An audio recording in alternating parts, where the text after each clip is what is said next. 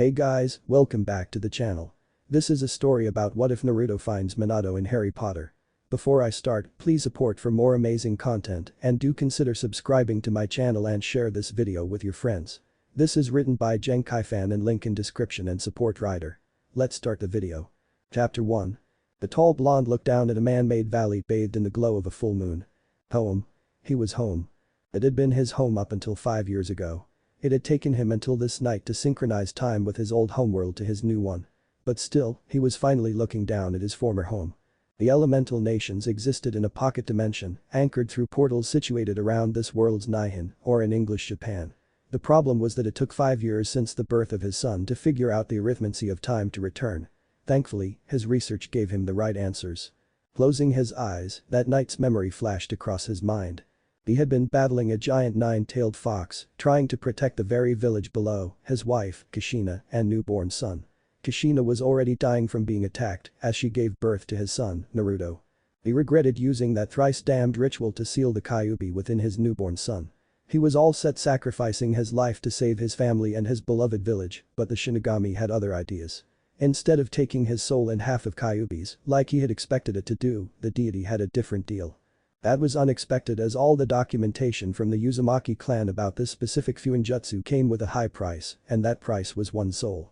However, the Shinigami decided to hurl him outside of the elemental nations through a portal to a distant land. He had to wonder yet again who made the better deal. The memory ended with the hollow laughter of that powerful and unforgiving spirit as he, Minato Namikaze, fourth Hokage, was hurled through space and time to a different part of the world. The inhuman laughter shocked the former Hokage back to the present. The laughter gave way to familiar night sounds. Minato knew he was wasting time. He needed to find his son and return to England before the night was over. Tonight was the only night he could do this. A grin graced his face and he was gone in a flash of bright yellow. The Kyuubi festival was in full swing. It had been 5 years since the fourth Hokage defeated the monster fox known as the Kyuubi. A milestone year. Sake and good cheer was flowing like water. The only one not enjoying the festival was a small blonde child. He had never enjoyed this night in his entire life, even if it was his 5th birthday. He, instead, was running for his life while an angry, drunken mob raced him through the darkened back streets. As the child tripped and fell, the mob caught up with him. No. No. Go away. Leave me alone. Why are you doing this? The child was screaming, curling into a protective ball. Die demon. The anger of the mob drowned out the child's scream for help and of pain. No one saw the tri-pronged kunai sailing over them and landing just on the other side of the child. Suddenly, a flash of yellow stopped the angry mob and before them was a ghost man out of the past. Minato Namikaze stood before them and he saw the child and was not happy. A shinobi wearing a grey hooded robe and a dog mask stood, stunned on the roof of the building that bordered the alleyway. Wisps of silvery grey hair escaped from the hood. He was an Anbu, the best of the best among ninja and a member of the Black Ops Corporation. Nothing should surprise him. However, seeing his dead sensei standing in the mouth of the alley below him holding the container of the Kyuubi in his arms, lovingly and protective did just that. He jumped down, landing in front of the man that looked like his late sensei, and flashed a hand signal to end any chance of this being a sick and twisted illusion. Sorry, Anbu-san, the man commented with a slight smile. Or should I say Kashi-kun. But I am taking my son out of here. I see that my last wishes are not being fulfilled. I am very disappointed in Lord Third's decision to deny my precious son his Namikaze birthright. Now I must go. My time here is very short. I only have until dawn. If you have any feelings for your old sensei, I would ask that you say nothing of my visit until after you talk to Jiraiya. He knows everything. Afterwards, I can't stop you if you must report it. Kakashi was torn. This was no illusion. He could feel the man's chakra and only a few people knew of the container's true history. Suddenly, in the back of his mind, came the voice of his old teammate. It is true that those that don't follow the rules are scum, but I believe those that betray their comrades are worse than scum. Sensei. Ho. Remember what I said, Kashi-kun. The man moved and there was a bright yellow flash and he was gone with his son. Dawn found Minato at the hole he made in the barrier that keeps him from staying in his homeworld. 5 lonely years have kept him out and away from the little being sleeping in his arms. As he stepped through the portal, just as the sun peeked through the trees, the portal behind him closed for another year. Minato smiled as he checked the seals that helped create the portal. They were drained. Now only time will allow them to recharge, a year's worth of time. Soon Naruto. You love living with me and playing with your younger brother, he whispered. Kakashi finally found the white-haired Sannin doing research at the village's hot spring. The man was a self-proclaimed super pervert but was his sensei's teacher. Jiraiya-sama, Kakashi greeted quietly as he landed beside the Sannin. Shhhhhh. Keep it down, the white-haired ninja waved Kakashi off as he peeped through the small hole in the fence. I saw Minato-sensei during the night of the Kyuubi festival tonight, Kakashi informed him softly as not to draw attention to his news and holding up Minato's special kunai. Jiraiya jerked back from the hole into the hot springs to stare at the weapon.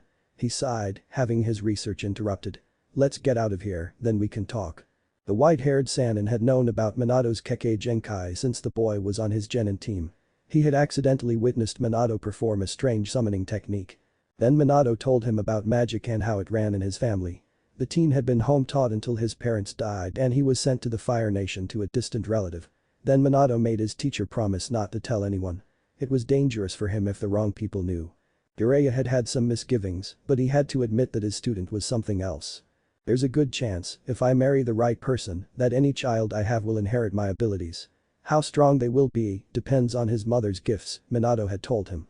Kushina was, indeed, strong and talented. She had some latent magically talents, but it wasn't active. Then unborn child would inherit both of their talents. It had been disappointing that he had to leave Naruto in the village. Minato told him that his son may or may not show any accidental magic.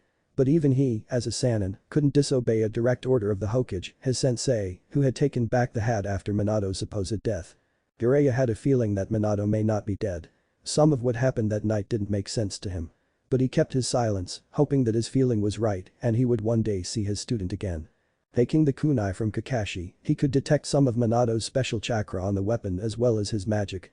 After telling Kakashi what he knew, Jiraiya told him, I knew Minato had returned as he had sent me a message. He couldn't meet with me last night as he was going after his son, he didn't have time to do both. He paused and studied the elite Jonin and former student of Minato for a moment.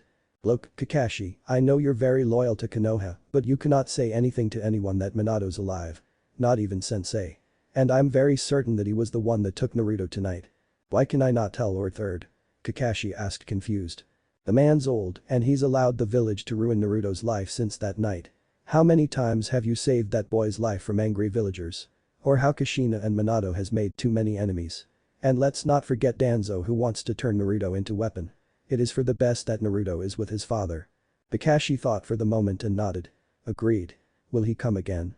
Jiraiya shrugged. He did say we can meet up next year on the same night as the Kyuubi festival at the place where the barriers keeping him out is the weakest. It'll only last one night. He'll tell me more then. I am coming with you next year, the silver-haired Anbu captain stated, firmly. He wanted to see his former sensei, to reassure that he was still alive. As long as you tell no one. I mean it, Kakashi, Jiraiya informed him, seriously.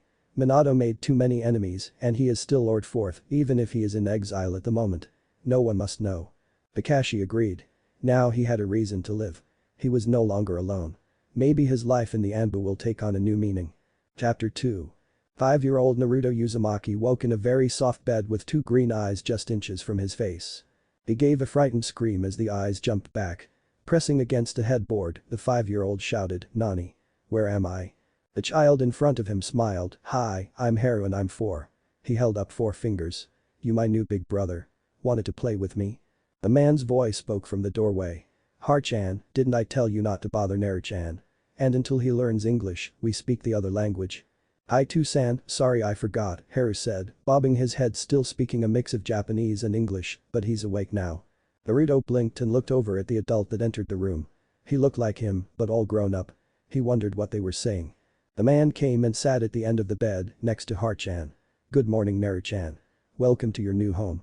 Now, Har-chan go and see if Tally has breakfast ready. Nah. Yes, Too-san. The 4-year-old hopped off the bed and ran out of the room, shouting for Tally. The man chuckled as he turned back to his son, the smile gone from his face. Naruto suddenly felt a bit nervous. Naru-chan, I know you are confused. Let me explain first, please. Naruto gave a slight nod, causing the man to give a sigh. Thank you, Naru-chan. First there's something I need to apologize for. See, something bad really happened the day you were born. But let me tell you a story first. He said, looking every bit as nervous as Naruto felt. In the village where you are from, lived a young couple that were expecting their first child. They were so happy and eager for their baby to be born. The mother would often rock in front of the empty crib and sing softly, wishing she could hold him. The father was a very important man. He was busy running the village, training his shinobi and doing battle with the bane of all rulers everywhere paperwork. Naruto giggled at the man's expression as he continued. He would come home at night to his lovely wife and soon-to-be son. At night, when he wasn't busy with meetings or emergencies that came up, he would work on his special projects. He loved working at home with his family so close by. He also made plans on what he was going to do when his baby arrived. He made so many plans. Then one night. He paused and sighed, a sad look crossed his face. Naruto, curious, moved to sit beside him. No one has ever told him a story before. Not even Gigi. You see, the mother held a secret that only a few knew. She kept prisoner a dark creature known as a Biju. She protected the village from its evil powers. She knew that when it became time for her baby to be born, it would be the only time that the creature could escape. It escaped, didn't it? Naruto asked softly. It did, but it had help. Someone from another village snuck in and helped the Biju to escape right after the baby was born. But what happened to the Tusan?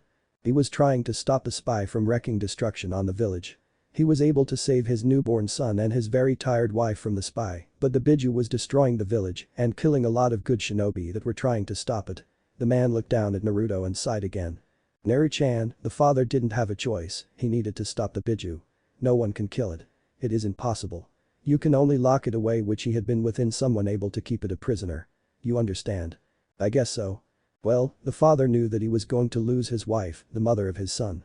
She was dying a slow painful death and he couldn't stop it. He couldn't stop it. Once the Biju was recaptured, the father did something he wasn't really proud of, but he knew that it was the right thing to do. What did he do? Naruto looked up in wonder. The man paused for a moment, closing his eyes. He called up the Shinigami to make a deal. What kind of deal? His life for sealing the Biju into his newborn son. The one he had been waiting so patiently and so longingly to be born. It pained him to seal that monster into his only child. The Shinigami appeared and then instead of asking for his life as was expected, it had a different idea. What kind deal? It wanted to send the father away to another world to help another family that will need his help and to leave his son behind. He wanted to stay and how he wanted to. He wanted to watch his son to grow into the strong shinobi that he knew his son could be. But to protect his village and his son, he couldn't. His last words to his friends as he faded away was to treat his son as a hero, but… The man sighed as his hands came up to cover his face. Naruto pondered the story as Haru came running into the room and climbed up onto the bed. Tusan. Tusan straightened and wiped away his tears. Yes, Har-chan. Breakfast's ready. Tally says she'll keep it warm until we come down. Arigato, Har-chan. He looked over at Naruto with concern. I was the baby, right? Naruto asked, sadly. You are my Tusan. You came for me. Save me from those people. Yes, Naru-chan. I have been searching for a way to find you since I was cast out. Tusan. You came. Naruto knocked the other boy aside as he lunged at the man. He finally had a father. He was finally saved from those cruel villagers. Minato watched as his two sons tore into their Christmas presents under the tree. The Fire Nation didn't really celebrate Christmas as much as those in this world, but his sons loved it. For the past 3 months since he rescued Naruto from his treatment by the Leaf Village, he had been dealing with all the legalities of having another son. First thing he did was to go to Gringotts and declare him his son, create papers for him, make up believable backstory, etc. He declared that his son was Naruto Namikaze. The look on his son's face had been worth all the fees Gringotts charged. Bear laughed as he threw shredded wrapping papers at Naruto, breaking the man out of his flashback. Teaching Naruto to speak English and Haru Japanese had been interesting. Luckily, his sons made a game out of it, dragging both him and Tally into it. They even kept score. It was written down on a board that was placed onto a wall in the kitchen. Minato smiled at his second son. Thankfully, he had been able to save Haru from whatever the so-called leader of the Light had planned. That man had a lot to answer for in his opinion. Minato had been searching since he woke from his coma that the Shinigami had induced to find a way home. During that time, he had become friends and later aura partners with the Potters Haru's parents. Lily Potter, Haru's mother, hadn't really trusted Albus Dumbledore and wrote a secret second will and gave it to the goblins at Gringotts if she should die. For a fee, they did just that. She wanted Minato to raise her son and help him to deal with a stupid, in her opinion divination was a woolly subject, prophecy. He had agreed. Neither he or Lily told her husband James.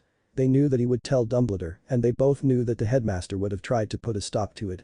The will helped him to get custody of her son, Harry James Potter, from her sister that actually lived across the street. He shuddered to think what that woman would have done to Haru if he hadn't stopped her. He was brought back to the present as Naruto called out to him, Tusan. You haven't opened your presents. Minato smiled.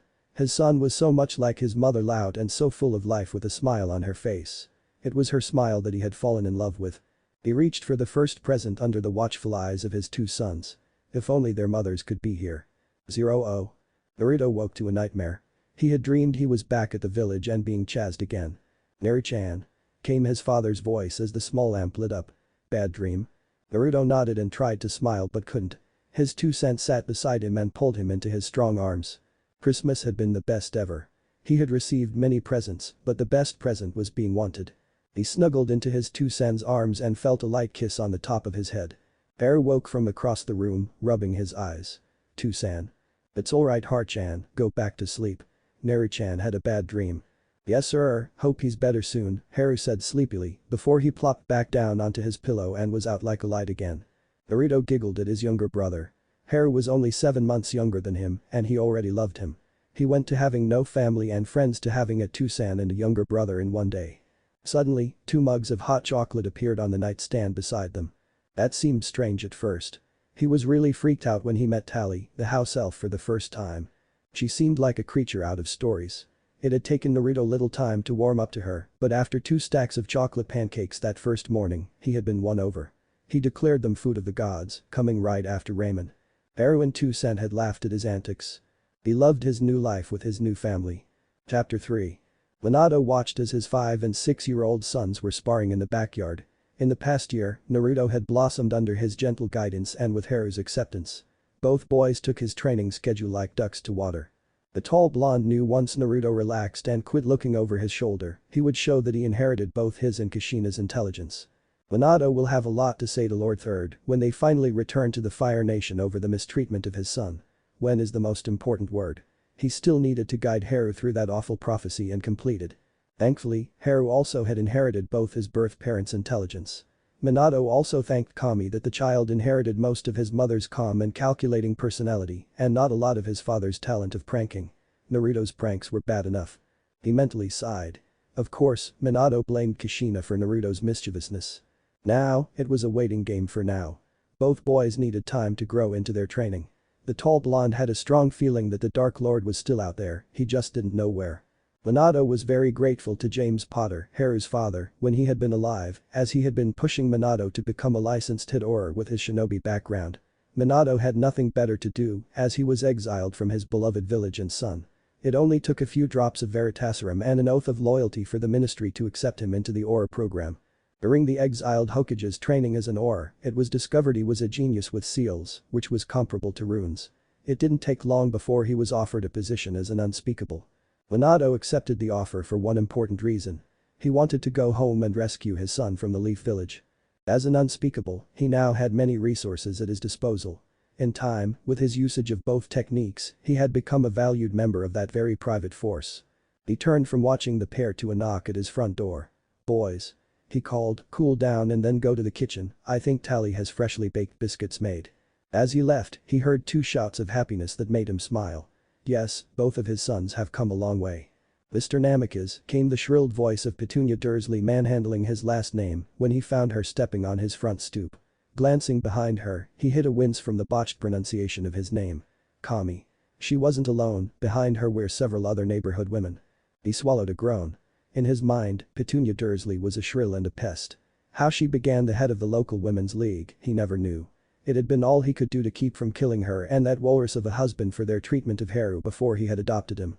"Your sons are a menace to the community," Mrs. Polka snapped from behind Petunia. "They beat up my son," a second woman complained.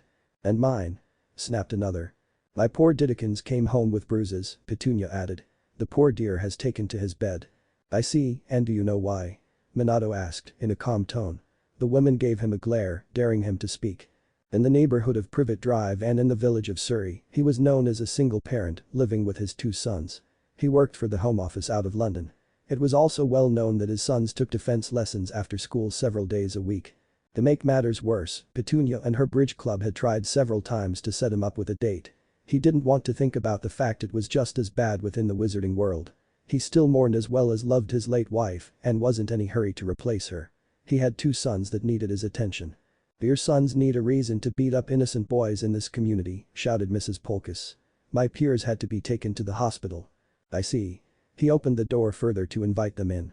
Really, he didn't want to, but he had been waiting for this committee to poke their nose into his affairs for some time. He couldn't wait to finally have his say on their behavior. When the ladies made themselves comfortable in his living room, he pulled out a stack of files. Several of them gleefully looked around in his home. There had been rumors what was inside his home. "As you know, ladies," he addressed them as he set the files down on the coffee table. "I am with the Home Office. I track terrorist movements. My job is to alert law enforcement of any dangerous situations." Several of them sniffed with disdain as he got to the point while not offering them refreshments.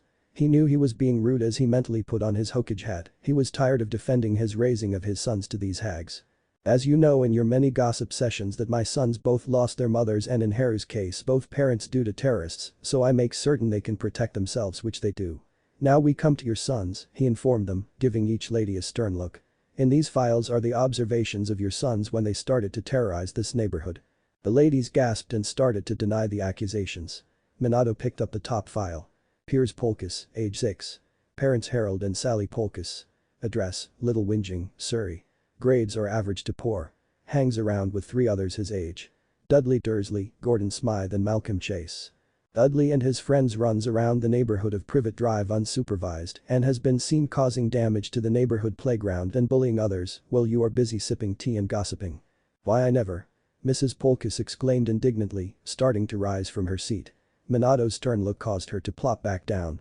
"I also have a police report from today's incident. In fact, I have several reports on all of your sons, including a couple of disturbing the peace reports. Do I need to continue?"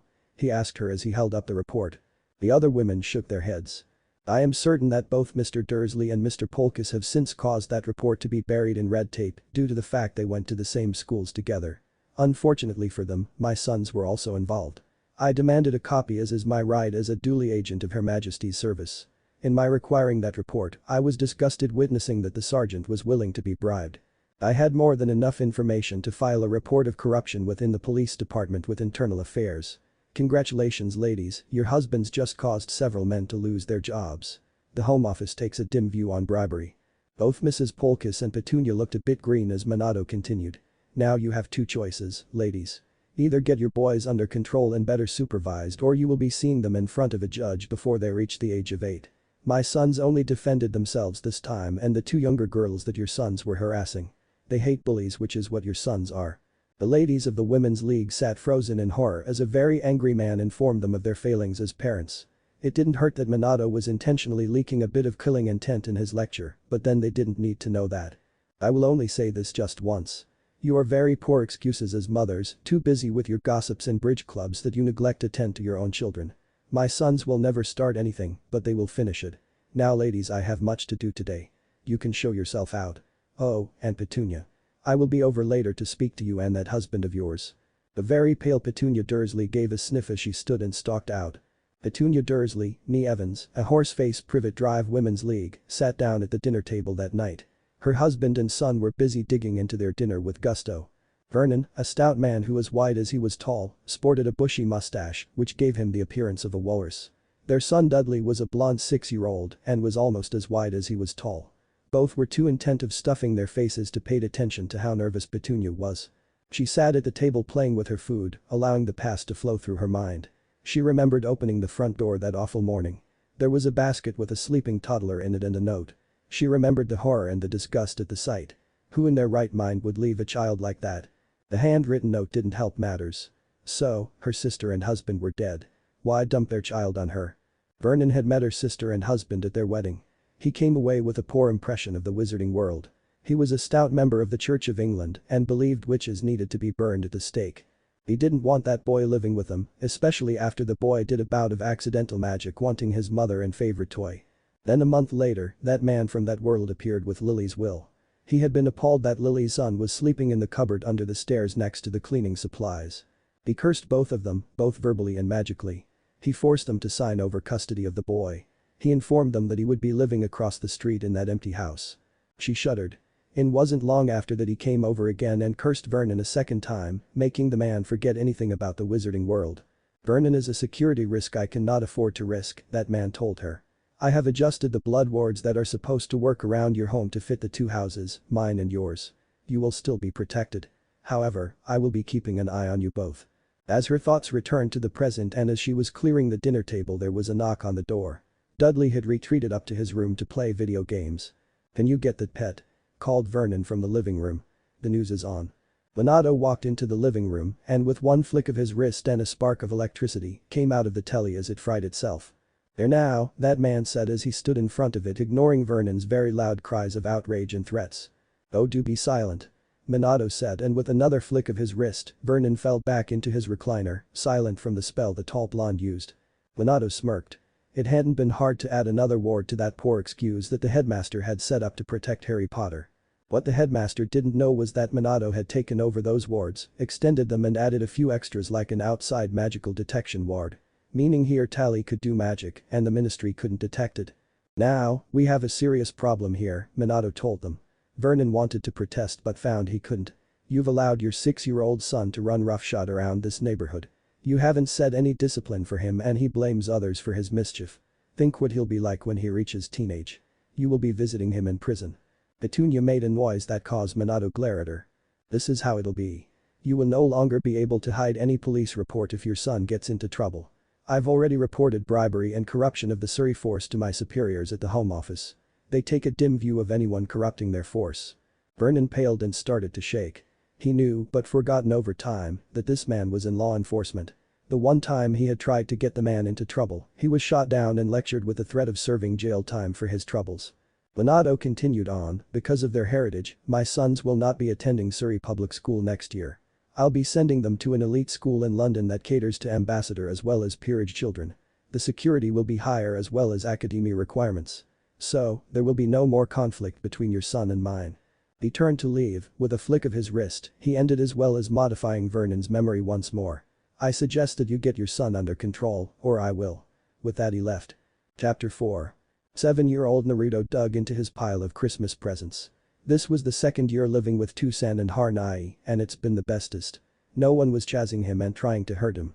Harnai not only wanted to be his friend, but his little brother. Tusan was the bestest Tusan ever. He would hug him when he needed a hug, give him the bestest things ever like food, clothing, toys.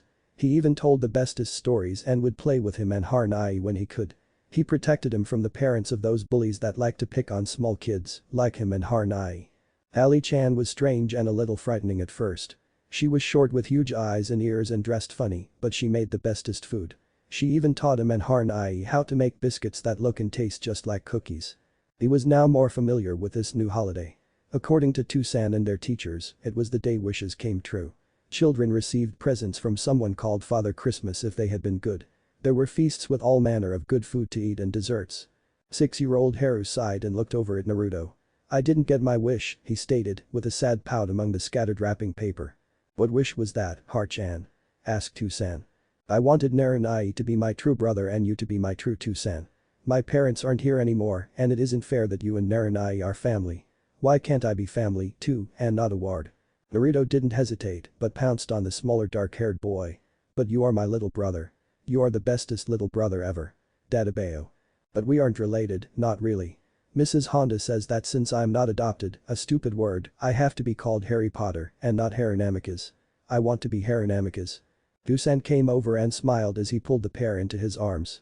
"If that is what you want, we will make it so."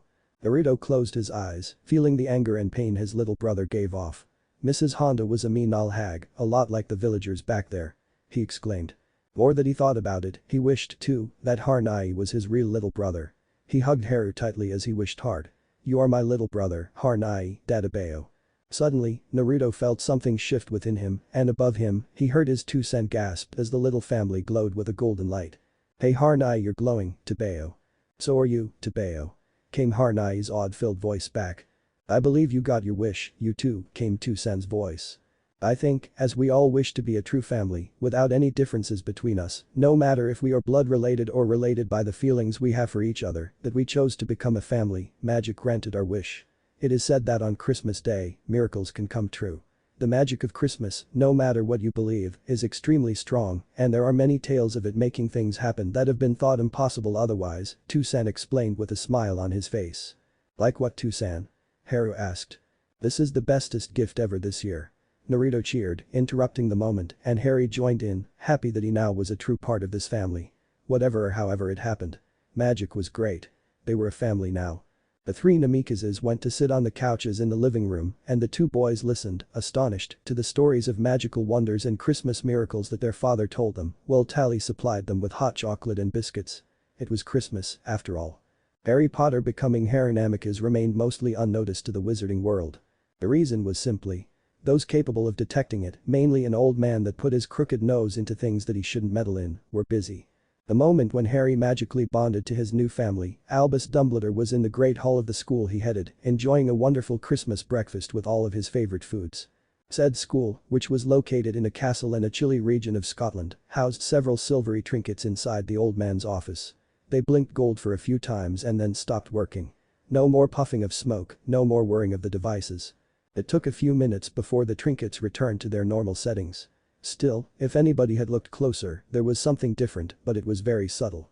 The only witness was a red and gold phoenix that trilled what seemed to be a chuckle before tucking his head back under his wings to sleep. Even the portraits of the previous headmasters of this famous school were currently absent as they regularly visited friends and other painting on this special day. It would be years before anyone realized that the trinkets lost their true purpose of monitoring a certain young wizard, but the magic of the castle that made them seem like they were working. Magic worked in mysterious ways at times, and not even those that had studied it in depth knew everything there was to it. It was one reason why they continued to study. The train to London arrived on time surrounded by the spring morning fog. A father with two very sleepy sons waited patiently for it to stop. Minato ushered his two sons into a nearby car and allowed them to fall back to sleep as the train moved on. It was like every weekday morning for the past 5 years. They needed to be up at 6:30 every morning. For Minato, it wasn't a hardship as he was the adult and used to this schedule, but for growing boys. He would give them as much time to sleep as he could, but the train didn't wait for them. They had to get up and out of bed early as they needed to get their basic morning routine done. At least Minato had worked out a good order of things to not overwhelm them. The boys would shower or bathe, depending on what they felt like, in the evenings, which meant they could save that time in the morning. Ali prepared their breakfasts while the boys got ready, packed it into boxes for them to eat once they were properly awake again, and then Minato would leave the house with the boys. The train ride to London only took 1 hour, but the boys would curl up on a bench of the train, which they always shared, and sleep until their father woke them up again once they were at their destination. Many regular travelers, the ones commuting to London for their work, had commented on the cuteness of the scene. Minato had considered the different magical ways to travel to London in the mornings and returning in the evenings. To keep up with appearing normal, he had decided to take the train. He knew he could apparate with the boys or use a port key, but the Muggle neighbors would notice something odd. He thought about using the Flu network and having a fireplace installed, but again, if the neighbors didn't see him and the boys leave, they would talk. Besides, the ministry hated connecting the Flu network in a very obviously Muggle neighborhood as it threatened the statute of secrecy. The night bus was out. It was a horrendous and nauseating ride, plus the conductor was a terrible gossiper. Minato didn't want to subject his sons to it. So it came down to taking the train every weekday morning. Not much of a problem, after all. The boys didn't seem to mind it. Once in London, they would enjoy Tally's homemade bento breakfast box that magically kept things fresh and hot or fresh and cold as needed. Minato would enjoy his third cup of tea while the boys ate. Then it was a quick trip with the bus to a stop close to the Japanese consulate. He was forever thankful that Japan was not part of the International Confederation of Wizardry and under Dumbledore's control. The consulate has diplomatic immunity and is considered foreign soil within English boundaries and didn't have to adhere to the ICW guidelines. Therefore, they opened up a small school for those children of foreign diplomats that have magical children, be they members of the ICW or not. Of course, the English ministry objected, but what could they do? The consulate was considered to be on foreign soil and offered to teach children under the age of 11 their primary education before they went to Hogwarts or any other magical school of their parents' choice. It was all regulated in a treaty that had been active for about 2.5 centuries by now. Since Naruto and Haru started primary schooling, Minato had been concerned about their education as well as social standings. Surrey wasn't a good place for them, which is why he had enrolled them into the Japanese school. It became obvious that Dudley and his gang hadn't been reined in as well as he had hoped. They were still terrors, and their parents weren't willing to do the right and necessary thing to correct their abhorrent behavior. After turning in the specific members of Little Whinging police force who allowed themselves to be bribed for corruption, the other officers weren't turning a blind eye to the doings of Dudley and his little gang of thugs any longer. They had learned their lesson and didn't want further repercussions from the higher-ups should they ignore the law again. Minato, of course, had been keeping tight control on his boys about what they did after school. Their shinobi training was that demanding. So the police force pretty much left the Namikaze family alone. "See you later, Tucson." The boys called out as they ran into the consulate entrance and towards their classroom, leaving a bemused father standing on the sidewalk. Minato waved and then bowed to the gate guards. "Things are being quiet lately in the ministry," he reported in Japanese. Everyone knew he was talking about the British magical ministry. "Too quiet. They are waiting for the news that Harry Potter accepts his letter in a few years. The goblins have reported several interested parties nosing around his vaults." The tall blonde was very thankful that Albus Dumbledore had kept his hand and nose out of influencing the environment in which Harry grew up. The ministry had tried several times to find Harry but failed. The guard nodded. After all, both of his sons attended the private school. Both boys would be attending the ancient school. Both boys had magic that needed training. They needed to know so they could protect those within the embassy. "We'll pass it along." 0. Namikaze sat beside his brother, pulling out his homework. Since that magical fusion of magic that Christmas, life remained the same and yet different. He was still dark-haired, green-eyed, and short. Naruto had remained the same, but calmer. After the New Year's that winter, their father took them to Gringotts. The goblins, in Harry's opinion, were scary, but at the same time, funny. The goblins were impressed with Tucson for some reason and always catered to him. In the end, they acknowledged that magic had indeed bonded them as a family. He was now Haru James Potter Namikaze. Haru was his Japanese name and Harry his English. He liked it that way.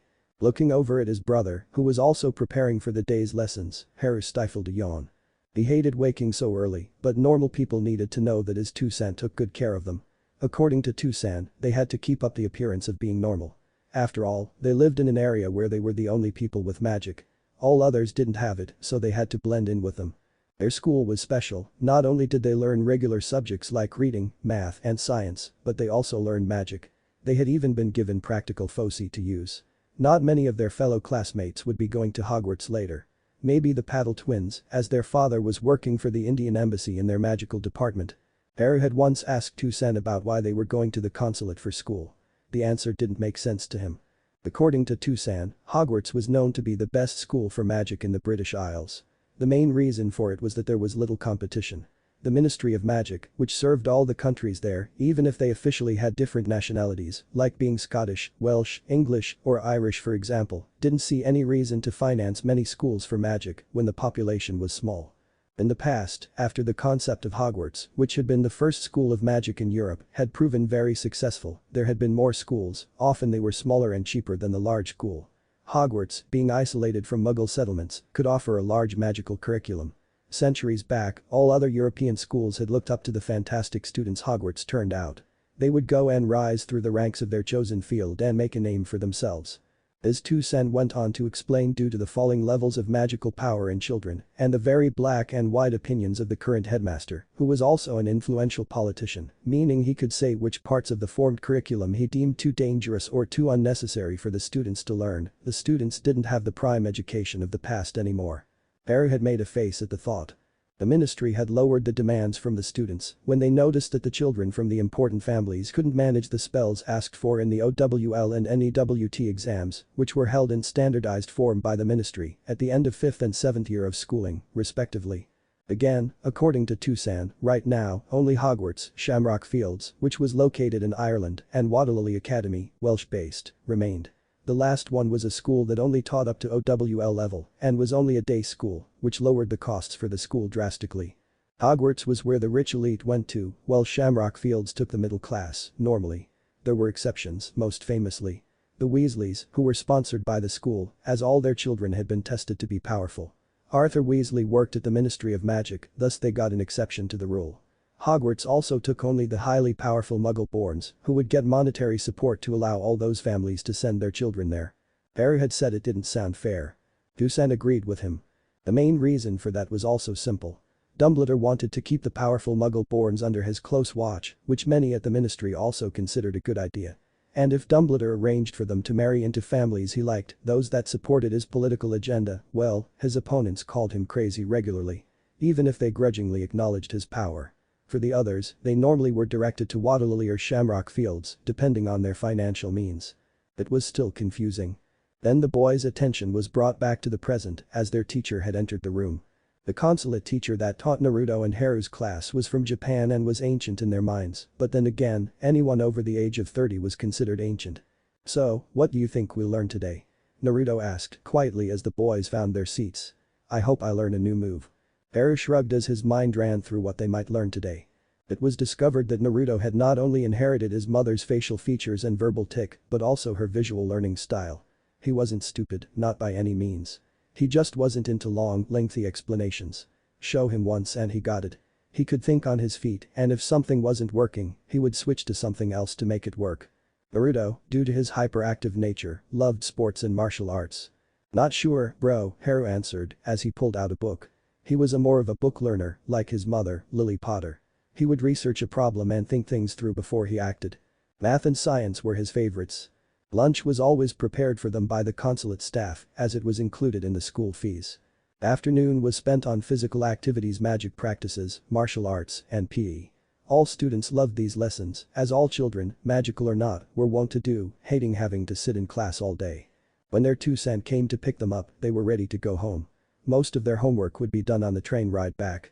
Of course, they had to be seen by the community as a normal family, coming home from a long day of school and work. People were watching them, especially the local women's league. Minato also knew that Dumbledore had aspired to in the area. As of yet, he wasn't quite sure who, but he did have an idea. Because he worked with the unspeakables, Minato kept strange hours. During the day, he went to the ministry as a normal worker, a department drone, but occasionally he would disappear within the Department of Mysteries. His specialty in runes and seals was in high demand. Sometimes he was also pulled into work at odd hours. Thankfully, he could operate from home to the department then. It was the only time he did that. He had to maintain a bit of secrecy. Not even his sons knew. Thank Kami that Tally was there for the boys. She would watch and care for them when he had to spend any time away from them. She would even disguise herself as a human nanny to walk them to the train station and to school or just kept them home. Minato knew they were just marking time. Harry needed to be ready for his Hogwarts letter, which should be arriving all too soon. Chapter 5. Sirius Black sat in his prison cell at Azkaban, bored and despondent and once again wondering where it all went wrong. They had the prefect prank.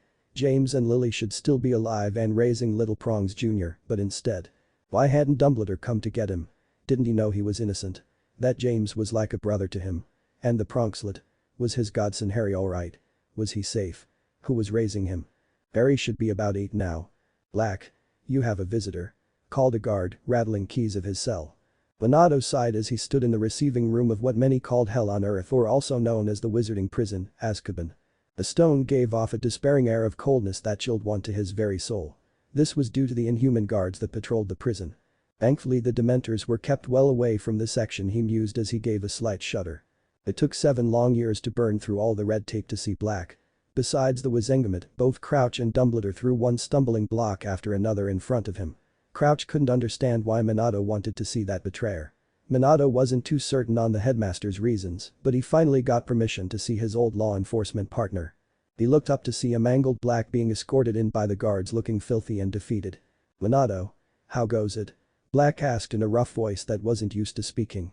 The tall blonde gave a slight bow. "I am well, Black senpai. I would ask how you are, but I can see you are all tied up." Black laughed a very hoarse barking laugh. When Sirius walked back into his cell, his mind was on what he had been told by his old partner. In their brief conversation, in full view and for the benefit of those guards, they spoke of nonsense things, all the while speaking in a mix of Anbu and Marauder code. When Minato joined the Aurors, he taught them a variant of a hand signal code and, at the same time, they taught him their brand of code. Thankfully for the pair, the prison guards didn't catch on. So his old partner believed him and was looking for a way to get him out. He apologized for taking so long, but he was being stonewalled at every turn. At least, Pronkslet was being raised right under the very nose of the old coot. Out of the shadows in the far corner, a toad hopped out. It opened his mouth and its tongue was wrapped around a scroll. Once the scroll hit the floor, it disappeared in a cloud of smoke. "What? You what?" The toad smirked and vanished in a puff of smoke. After reading it, Sirius grinned. He knew that Minato was a devious bastard and remembered that he would use toads sometimes to do things. "I wish I could summon them to take me back to my son," Sirius remembered hearing Minato say once. His voice held such pain and sadness. "I promised to help fulfill a prophecy, and I am a man of honor." He wouldn't say any more about it. 2 streets over from where the Namikazes lived a crazy cat lady known as Mrs. Fig. Many were upset that she allowed her many cats run wild in the community. Never mind that she always smelled of cats and boiled cabbage. The Namika's boys made sure that her lawn was mowed and did any odd chore that she needed. They didn't seem to mind the cats or the smell. They were such good boys, not like some that lived in the neighborhood. In actuality, Mrs. Arabella Figg was a squib and well versed about the wizarding world. She had been placed there by Albus Dumbledore to keep an eye on little Harry Potter, who was supposed to be living with his relatives. Minato recognized her, not long after he had purchased the house across the street from number 4. He showed her his copy of Lily's will and told the older woman his promise to watch of Lily's son. He then swore her to secrecy to why he was there. He didn't want anyone, especially the headmaster, to know that he was there. "I'll be raising Harry as Lily wanted, Fig-san," but the headmaster had tied the child's magic to very dangerous blood magic. He had told her, "I can't remove him without the headmaster or the ministry knowing, plus it would damage Harchan's magic and put him in danger. You see?" And she did. She may be a squib, but she had studied magical theory when she was younger. She liked how the young father put things. She thought his accent and uses of the Japanese honorifics to be quite endearing. Some people didn't, but that was their problem, not hers. She didn't like the child's aunt and uncle. And that son of theirs, she shuddered.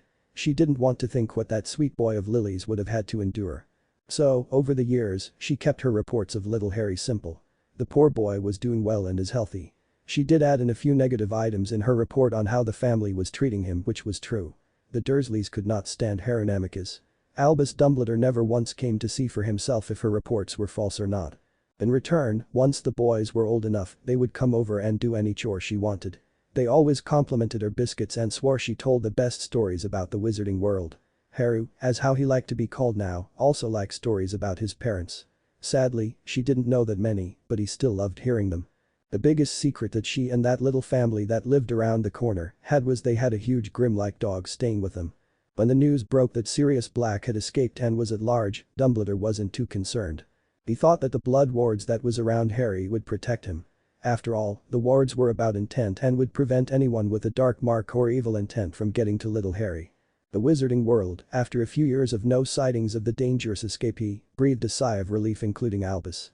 He was convinced that Sirius could not find his godson. The wards around the boy never pinched. 0. Minato had a rare day off and decided to take the boys to the zoo. Both loved walking around the animals. Although some of the more intelligent ones didn't warm up to either him or Naruto because of the dark aura they gave off, they loved Haru. Except for the foxes. Haru always thought it was funny how the foxes would try their best to get to them. Ever since that first night when Naruto came to live with them, they knew that Naruto had the 9 tails sealed within him. If the foxes adored Naruto, the snakes worshipped Haru. The dark-haired boy would spend hours at the snake house if Tucson and the keepers would allow it. He would catch up on the latest gossip from the snakes. Many of the more sluggish ones were a bit simple and would only speak about their next meal or their last shedding. The more dangerous ones had a very dry wit about them. One keeper actually looked forward to Harry's visit. He was a squib and knew what parcel tongue was. He had come across one of Haru's conversation with a serpent that they had been worried about losing with the change in climate. Haru, surprised that he had been found out, told the keeper that the heating unit in the enclosure was too hot in one area and too cold in the other. It needed a more even heat source. Now the snake was more settled in its new home. "I have no prejudice about it," he told Minato after the incident. "I'm from the Western Ghats in India. We have most of the most poisonous and non-venomous snakes in India there. So naturally, snake speakers are highly revered." He leaned down to Harry. "I heard you speaking to them. If they tell you anything important, let me know. Also, if you ever want a job, I'll put in a good word."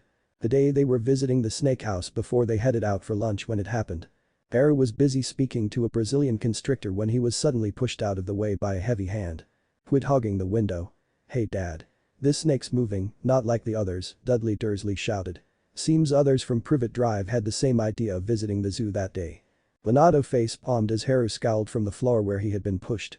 There was still no love between the two neighborhood families. The Dursleys never did rein in their overweight son or his little friends. Naruto and Haru mostly tried to ignore the pig with a wig, as the pair liked to call him, and his posse. Sometimes it worked. Haru winced in pain as he tried to sit up. The oversized boy laughed, ignoring him as he banged on the glass. Snakes really did hate the noise and the vibrations that it caused. Haru wished he could just shut Dudley up.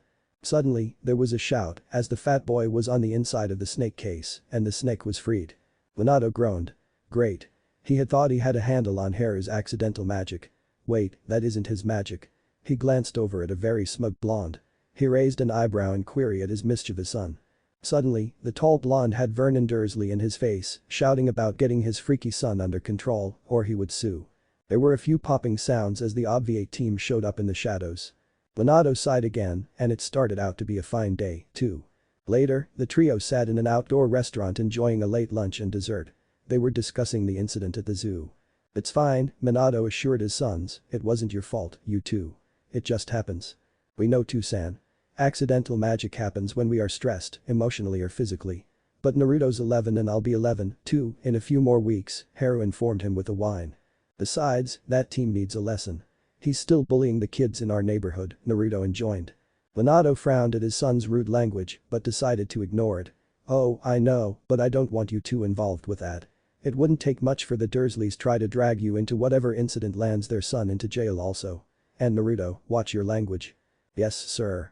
We'll be careful, too-san," Naruto agreed, giving his brother a glance, who, in turn, agreed.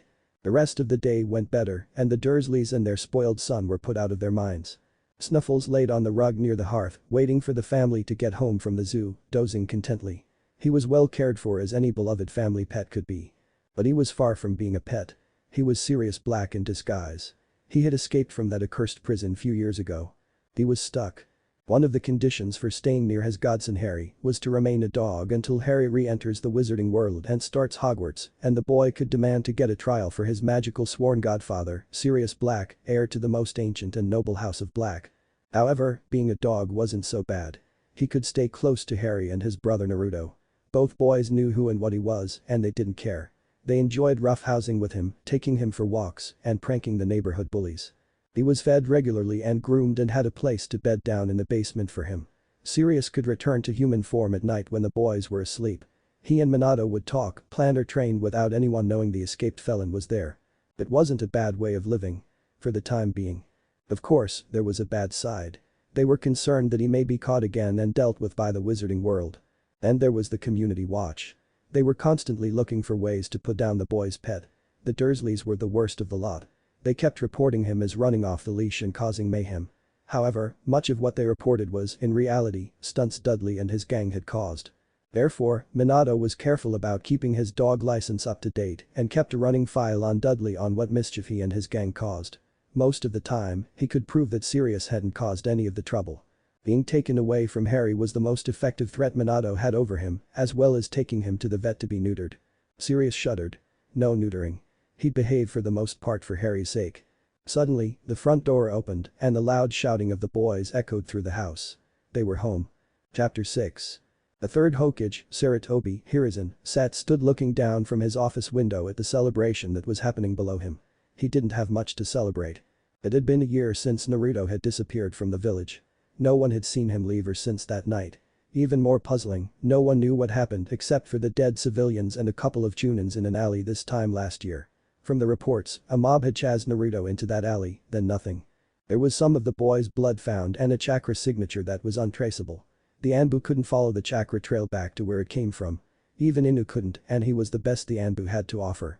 Speaking of Inu. The third frowned as his mind turned to the very private young man. Inu, or rather, Hada Kakashi had been acting strange that night Naruto had disappeared, but then a few days later, he was back to his usual antisocial self. The third worried that the loss of Minato's son would further push the young man into darkness. With Kakashi, one never knew what he was thinking. The village took the disappearance of Naruto with glee, which caused several accidents to the most jubilant and outspoken at the disappearance. He wondered if Inu was responsible. There was no evidence, but still. The leader of the Hidden Leaf turned away from the noise below him and to his overpiled desk to a file laying innocently among the rest of the paperwork. It was Kakashi's Anbu file. Coincidence? Jiraiya had requested Kakashi's help with a project last month, lasting for a couple of months. Although Lord Third would rather keep his best elite shinobi in the village at this time, he knew he couldn't. Nothing in the request was out of the ordinary. As a student of his, Jiraiya was on an ongoing mission and probably ran into trouble. His eyes caught the picture on the wall of the fourth Hokage. Frowning, Sarutobi Hiruzen sighed as he relit his pipe. I failed you, Minato. Not only has your son has been kidnapped and possibly killed, I've done nothing to keep Kakashi out of darkness. 0. In a clearing of two large, heavily carved upright standing stones, which was located several days' journey from the village of the Hidden Leaf, stood two men waiting for the sun to set. The stones were leftovers from the time when Yuzurishi Ogskir was still allied with Konohagakure. Although time has erased all knowledge of these sealed carved stones and their use, someone had managed to resurrected their use. A small glow was starting to spread between them. With each minute the sun was setting, the glow grew. On the other side of the glow, they could see 3 figures waiting patiently. Soon, the glow engulfed the stones, leaving a doorway between worlds. "Sensei, Kakashi-kun," Minato greeted, with each hand on his 2 sons to keep them still. "Come through and meet my sons, Naru-chan and Haru-chan." The 6 and 5 years old gave a nervous wave. 0. Since Minato couldn't cross over to the elemental nation side of the portal, both shinobi shrugged before stepping through. They only had this night to catch up on the news, so they had to make the most of it. Waiting for the men was a tent, a small fire, and a nearby table. Naruto looked up at Kakashi. "You. I know you." With only his one eye visible, he looked down at the blonde. "That's so?" Naruto nodded. "You found me after I was kicked out of the orphanage and made sure I had food. You remember that?" The tall, masked shinobi asked in a rough voice. It was hard for him to see both his sensei and his son alive and well. Naruto nodded before putting his arm around Haru, pulling him closer. "This is Haru. Toussaint adopted him after his parents were killed when he was 1. He's now my little brother." Kakashi knelt, placing an arm lazily on his raised knee and the other on the ground to look at the pair of boys. "Yo." The trio stared at each other. No one said anything for several minutes. Minato cleared his throat, breaking the tension. "Naru-chan, Haru-chan, why don't you spar with Kakashi to show him how much you have learned this past year?" "Sensei, I don't think." Kakashi started to protest until he saw that his old sensei used Anbu sign ordering him to go easy on them. "Wear them out. Just allow them to show off what they have learned, Kakashi," Minato suggested. "They have been looking forward to meeting their big brother. They're not prodigies like you were. I have only taught them the basics." "Oh, come on, Kakashi-kun, show them what you've got," Master Jiraiya called, sitting on a nearby rock. The 2 boys looked up at the silver hair, giving him huge puppy dog eyes. Kakashi sighed, and to use a coined phrase, he thought, troublesome. 0. These boys looked like puppies waiting to roughhouse with an older male. That meant he had to pull back on a lot of his techniques. He knew he was going to regret it, as he had to dumb down to genin level of sparring. Naturally, the sparring match didn't last long. After all, the teen was an Anbu captain and a trained assassin, and the boys didn't have much training. Although they were good for their ages. All he really had to do was just stay out of their way. Kakashi had to admit their teamwork was fair, but it still needed a lot of work. He could see his senseis training and their moves. Suddenly, that he found himself in a dog pile of limbs and laughter, the silver-haired teen found he didn't mind it. These boys were not the enemy and not even half-trained. And yet, he allowed himself to be tackled to the ground. If his team heard of this, they would never let him live it down. However, something within him didn't seem to care, and he was reminded of his time with his old genin team with Obito and Rin. He could hear Kushina's laughter in his mind. Kakashi grunted as an elbow poked into his ribs and a foot kicked him in the shin. Minato laughed as the boys suddenly somehow managed to gang up on the silver-haired Anbu teen. Kakashi missed hearing that laughter as he tried to free himself. He gave another huff as a knee got him in the groin. Finally freeing an arm and holding up a laughing Haru by an ankle, Kakashi gave the giggling Gaki an one-eyed look. "Hey. Let him go." Naruto jumped up on the silver-haired teen's outstretched arm, shouting to let his brother go. Minato, still chuckling, took the upside-down Haru away from the teen so Kakashi could deal with his other limpet. "Minato, it seems you have a ways to go with that pair," came Jiraiya's amused voice as the 2 boys demanded another go-around. Mentally, Kakashi agreed as he sat on the ground with Naruto on his back, trying to regain some dignity. Those 2 were heading for great things with his sensei as their father. Somehow, Haru got away from his father and once more tried to tackle his older brother. However winded he may be, Kakashi had one more trick up his sleeve. Just before his was tackled, he bit his thumb and called out. "Kuchiyus no jutsu. 0-0. Minato stepped out of the tent, closing the flap carefully. Jiraiya and Kakashi were sitting around the fire burning tips off a couple of sticks they found. "They asleep?" Jiraiya asked as looked up. Minato nodded as he sat opposite of the pair. "Thank you, Kakashi and your ninkin, for wearing them out. Sometimes those 2 have way too much energy for even me to keep up. They really wanted you to like them." Jiraiya gave a snort as he poured out some sake for his former student. "We could tell." "You're looking good, sensei," Kakashi commented, not looking up from his side of the fire. Once the boys had been sent to their cots, he had dismissed his ninkin. "What's the real story? I take it you don't want those 2 to know." The former 4th Hokage sighed and told his side of the story about that night that had cost him so much. He also spoke of summoning the Shinigami to make a deal. However, instead of spending eternity in the stomach of the death spirit, Minato had been given another offer which he took. I can only cross the barrier on this night once a year, he finished, looking over at the standing stones. The only reason I came back last year was for Naruto. It took me that long to breach the barrier keeping me out. But until I fulfill my part of the bargain. That means you can return? Jiraiya asked, hopefully. Minato shook his head. I have a deal with the Shinigami. Harry-chan lost his parents 3.5 years ago to someone worse than Orochimaru.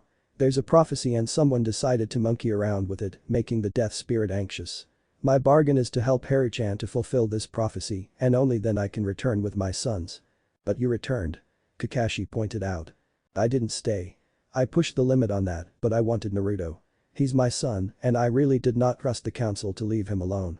I definitely don't trust Danzo and those other 2 advisors. I couldn't help worrying about Naruto. Was he eating right? Was the third raising him as I wanted? Was the village treating him like hero? If it wasn't for the toads giving me reports, I would have gone mad. Minato looked over at the tent. Then his face turned hard and unforgiving. Imagine my anger when I found Naruto screaming in pain as several adults including a couple my shinobi attacking him in a dark alley. Where were his godparents? Where was his big brother? Kakashi hung his head. I was ordered by Danzo and the civilian council to stay away from Naruto or being sent on a 5-year mission away from the village. And after losing my team, then you and Kushina Ni, I wasn't in a good place.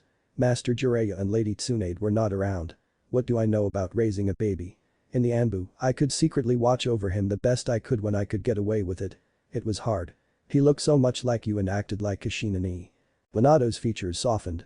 He remembered that Kakashi had arrived at that alley, a bit late but still. When I was told you both were dead, Jiraiya picked up the tale. I knew I couldn't raise him. So, I did what I could away from the village. I did send money and gifts for his upkeep. In the first 5 years, I have intercepted 21 assassination attempts on Naruto and the third. I trusted the third to do the right thing. I swear if I knew what was going on, I would have done something. The council tied his hands as well Kakashi's and mine. Kakashi nodded in agreement.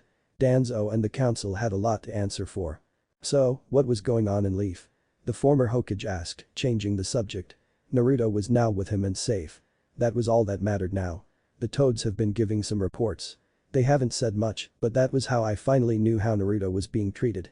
So went the rest of the night as they went through several pots of tea, snacks as well as a couple of bottles of sake, only finishing as the sun started to break through the trees. Minato quickly woke the boys so they could say goodbye.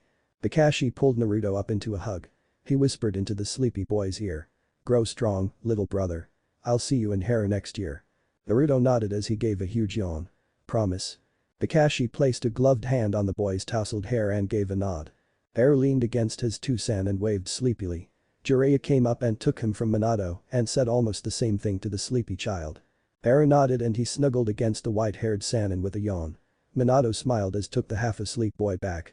The trio waved to the pair as they disappeared through the portal back into their world. 0. Kakashi raced back to the Leaf. He was burning through the light buzz from the sake and lack of sleep. Master Jiraiya had remained behind to make sure the camp and the seals were well hidden for next year's visit. He did have to muse that Naruto looked good after being away from the village for a year. He recovered nicely. Kakashi had been worried that hadn't been the case. And Minato's other son. His newest little brother was interesting and the perfect offset to Naruto. His green eyes reminded him a lot of Kushina Ni and that streak of mischief. Minato-sensei was a great father, but he did have his hands full with those two. The village came into sight. He needed to get his mind on what he would tell or third. He hated lying to the leader of the village, his leader to whom he owed absolute loyalty, but Minato-sensei was also loyal to the village and had sacrificed his life and family to the village who had spit on it. Minato-sensei's secrets brought no harm to the village and had everything to do with protecting Naruto. According to Sensei, someone had unleashed the 9 tails when Kushina went into labor, thus sealing Kushina's fate and forcing that deal. According to Minato-sensei, the enemy got away before he made the deal with the Shinigami, leaving Naruto alone. Jiraiya, after securing their campsite, was even now looking for him. However, if that person ever got in Kakashi's sight, then there were Lord Third and the council, doing everything possible to keep Naruto isolated and downtrodden. Kakashi was now convinced there was a conspiracy and he had the feeling that Danzo was behind it. It was no secret that the old Warhammer wanted Naruto in his root program. Thankfully, Lord Third denied the request. Kakashi walked through the village on his way to the Hokage Tower. He would keep Minato-sensei's secrets by continuing to hide in the darkness for now. It was for the good of his makeshift family and the village. He couldn't wait until next year to see how much stronger his little brothers would become. Chapter 7.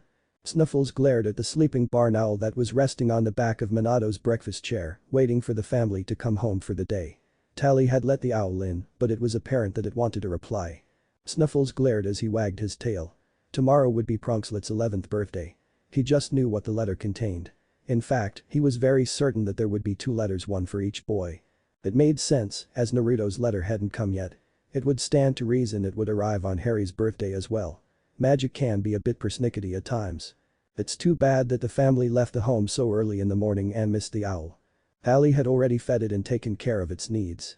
So now, it was a waiting game. It wasn't long after that the trio walked into the door. Snuffles gave a loud woof as Tally popped in. "Masters, an owlie is waiting for you all day." "It's over there," she said. Would not let poor Tally take the letters. Tally did check the letters. They speak clean. The 2 boys grinned and raced to the breakfast nook and the sleeping owl, who startled awake at their loud cheer. "Boys," called Minato as he walked into the area. "I will get them." "But Tusan," they cried, freezing in their tracks. Minato chuckled as he relieved the owl and smiled. "I take it you want a reply?" He handed the letters bearing the seal of Hogwarts to his anxious sons, who couldn't wait to tear into them.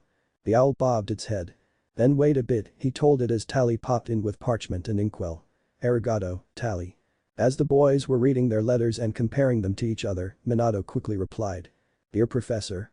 I am writing to let you know that both my sons, Haru and Naruto Namikaze, will be attending Hogwarts, but there is a small problem that must be addressed.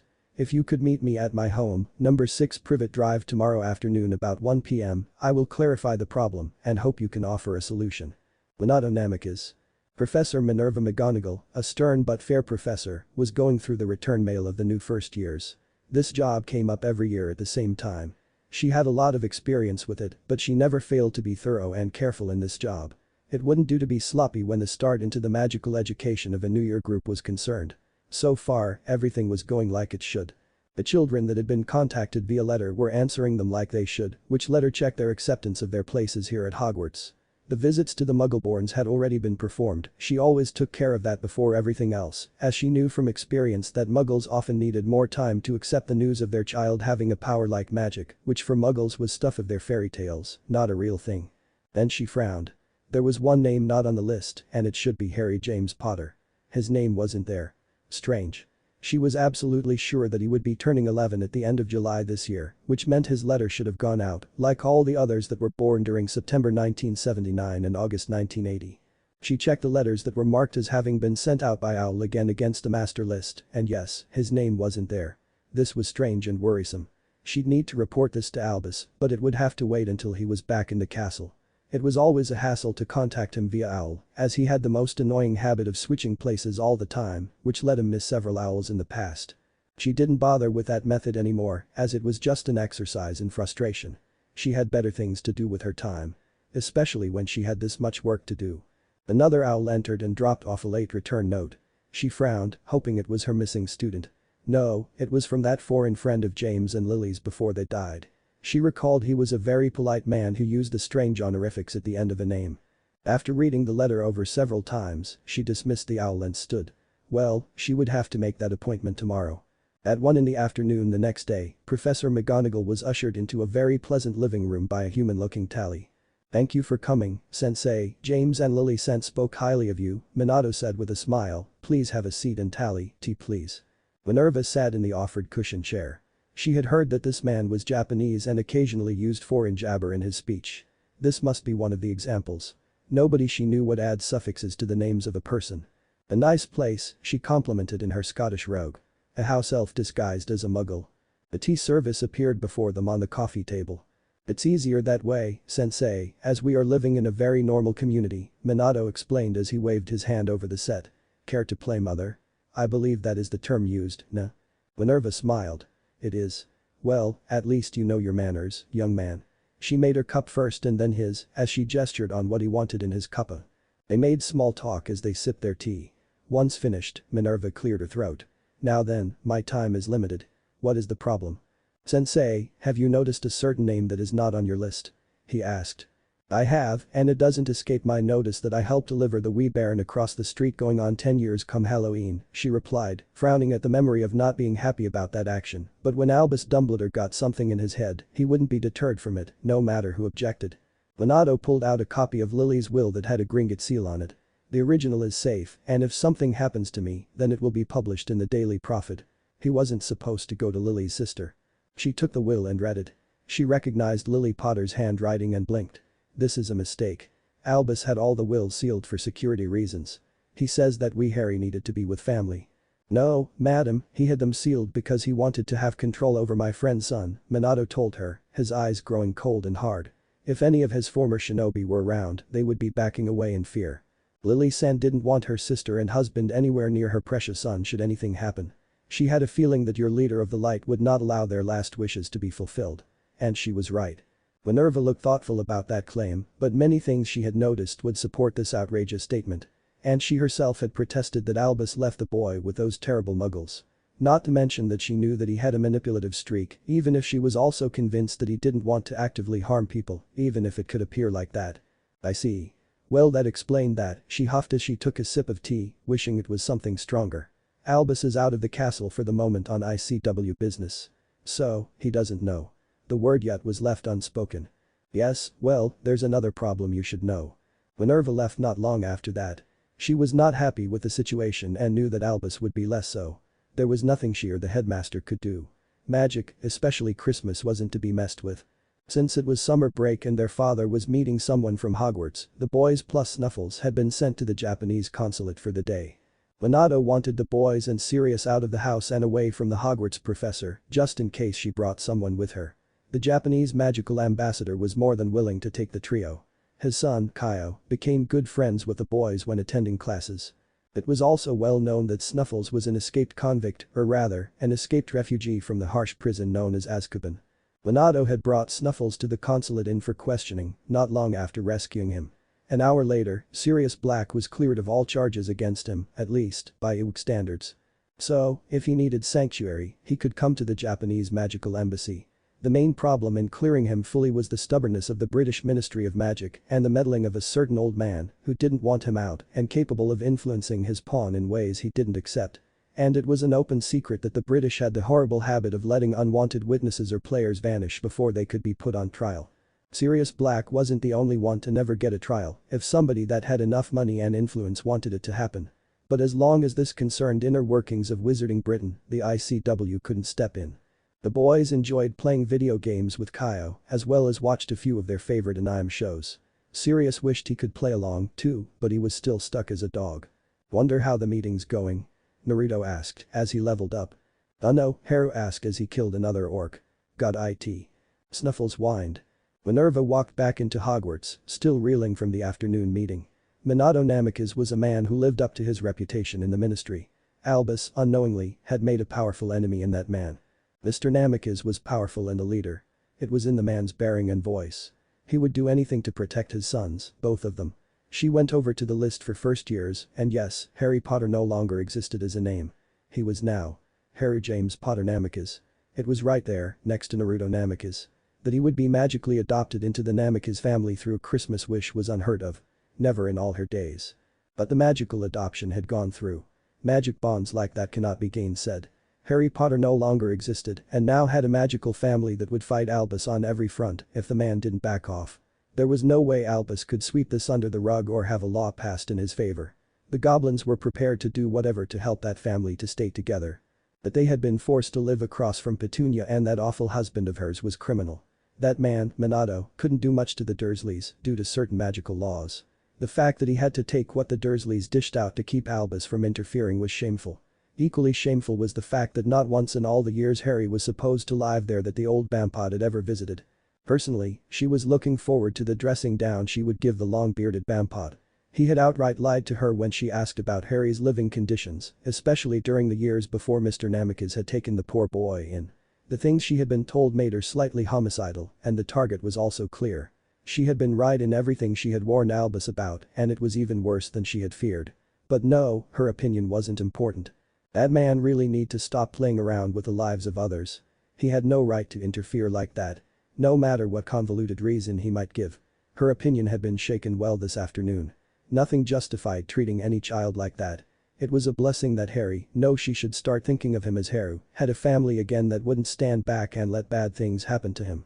She would help that family any way she could, including making sure that both boys remain in the same house at Hogwarts, even if it meant giving them a private room off one of the dorms.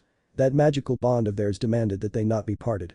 May Merlin help any who got in those boys' ways, because magic won't. First, she would confirm the boys' place as first years, then go have a talk with Severus. If he thought she would allow him to follow Albus's lead and be cruel to Lily's boy, he had another thing coming. Then she was going to get roaring drunk, knowing the dour man probably wouldn't heed her warning. Minato watched a reeling professor leave as she came through the front door. He looked at the tall clock and realized he had an hour before the boys came home. Maybe he'd order takeout tonight. There was a thought. Naruto loved ramen and Haru loved cashew chicken. It wasn't quite Japanese fare, but it was a small reminder of home.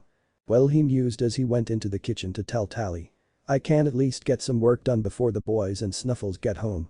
He smiled. That dog had been an interesting addition to the family. Neither man was gay, but both had a strong love for the two boys. And yet, they lived comfortably together.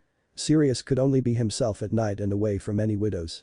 Well, most windows were charmed to keep the nosy Parkers away, as the wizard would say. He would help the boys with any homework or spell work as needed. Minato would teach both boys shinobi lessons as well as physical training. Minato chuckled remembering the first time the boys played with Kakashi. They were just starting to learn Taijutsu. Naruto was still overcoming his 5 years of neglect from the villagers. Now, they were mid-genin in strength. By rights, they both should have been ready to graduate from the academy by now and on a team. His thoughts turned to their schooling. Seals and runes were taught by both men when Sirius discovered how close both disciplines were.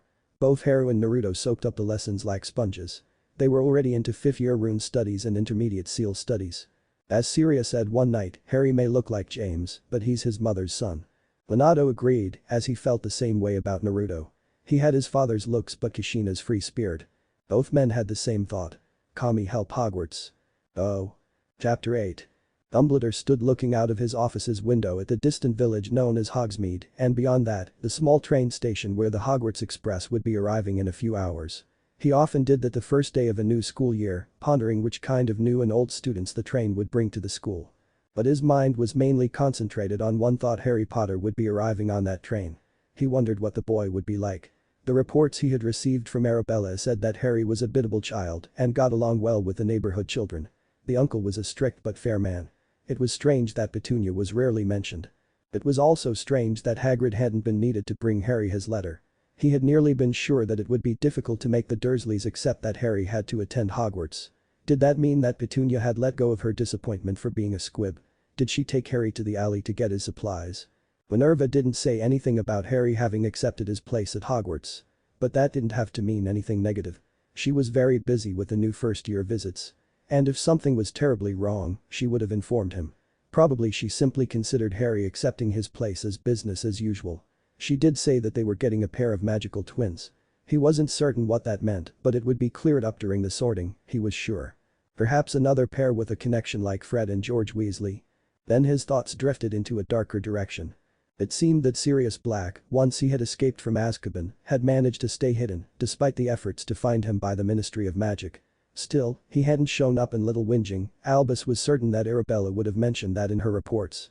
The Blood Wards must have done an excellent job keeping him out.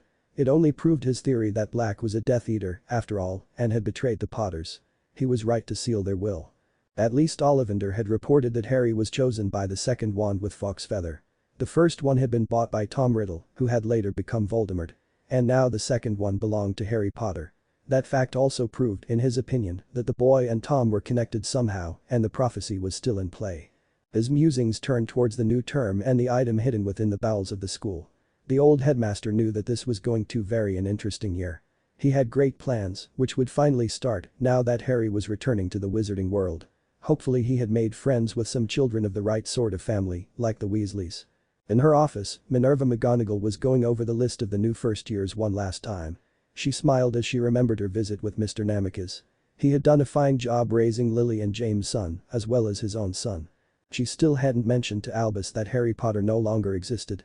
Served the man right, she silently mused. She had repeatedly told him that the Dursleys were the worst sort of muggles, but did he listen?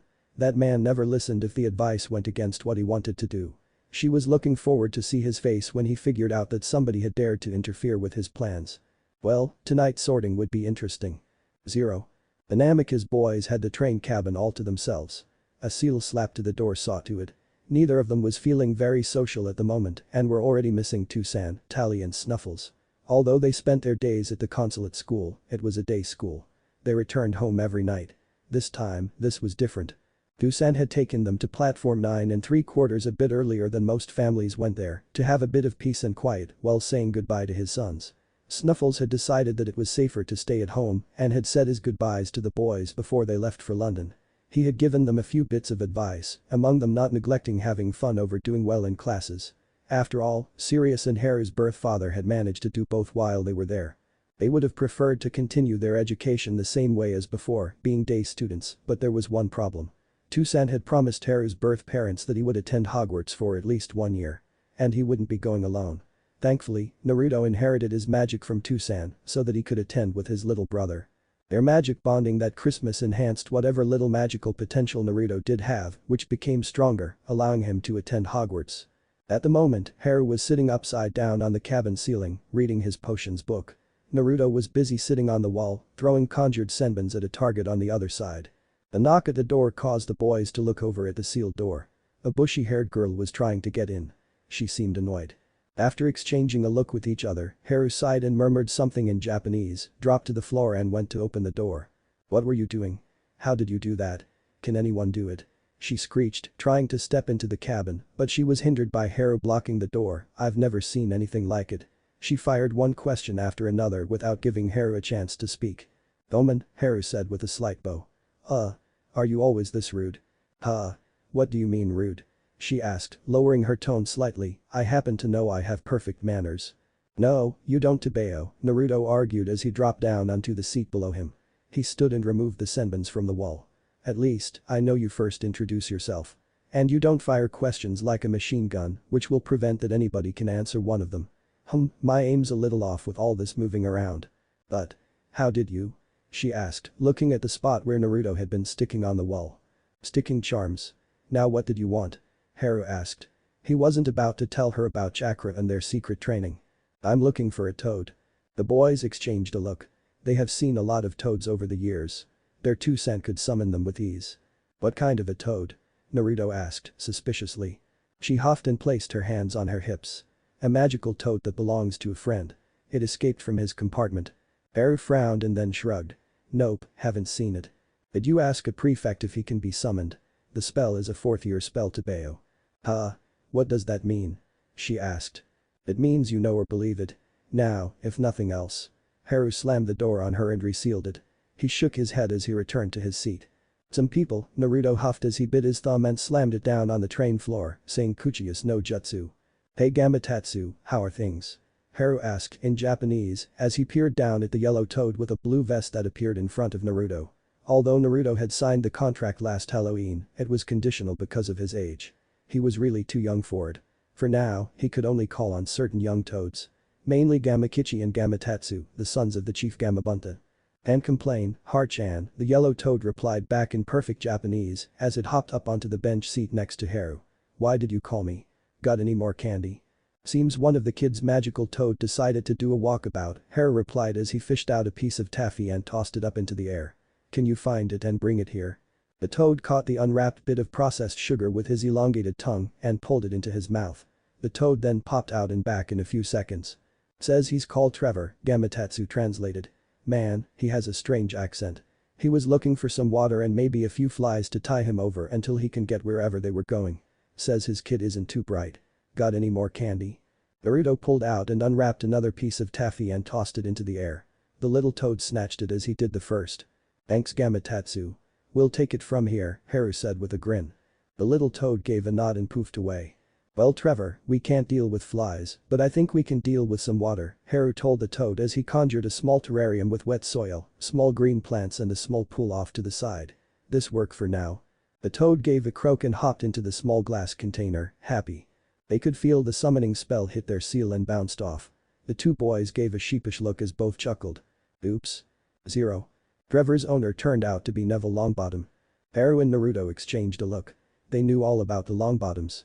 Their parents had been friends and co-workers.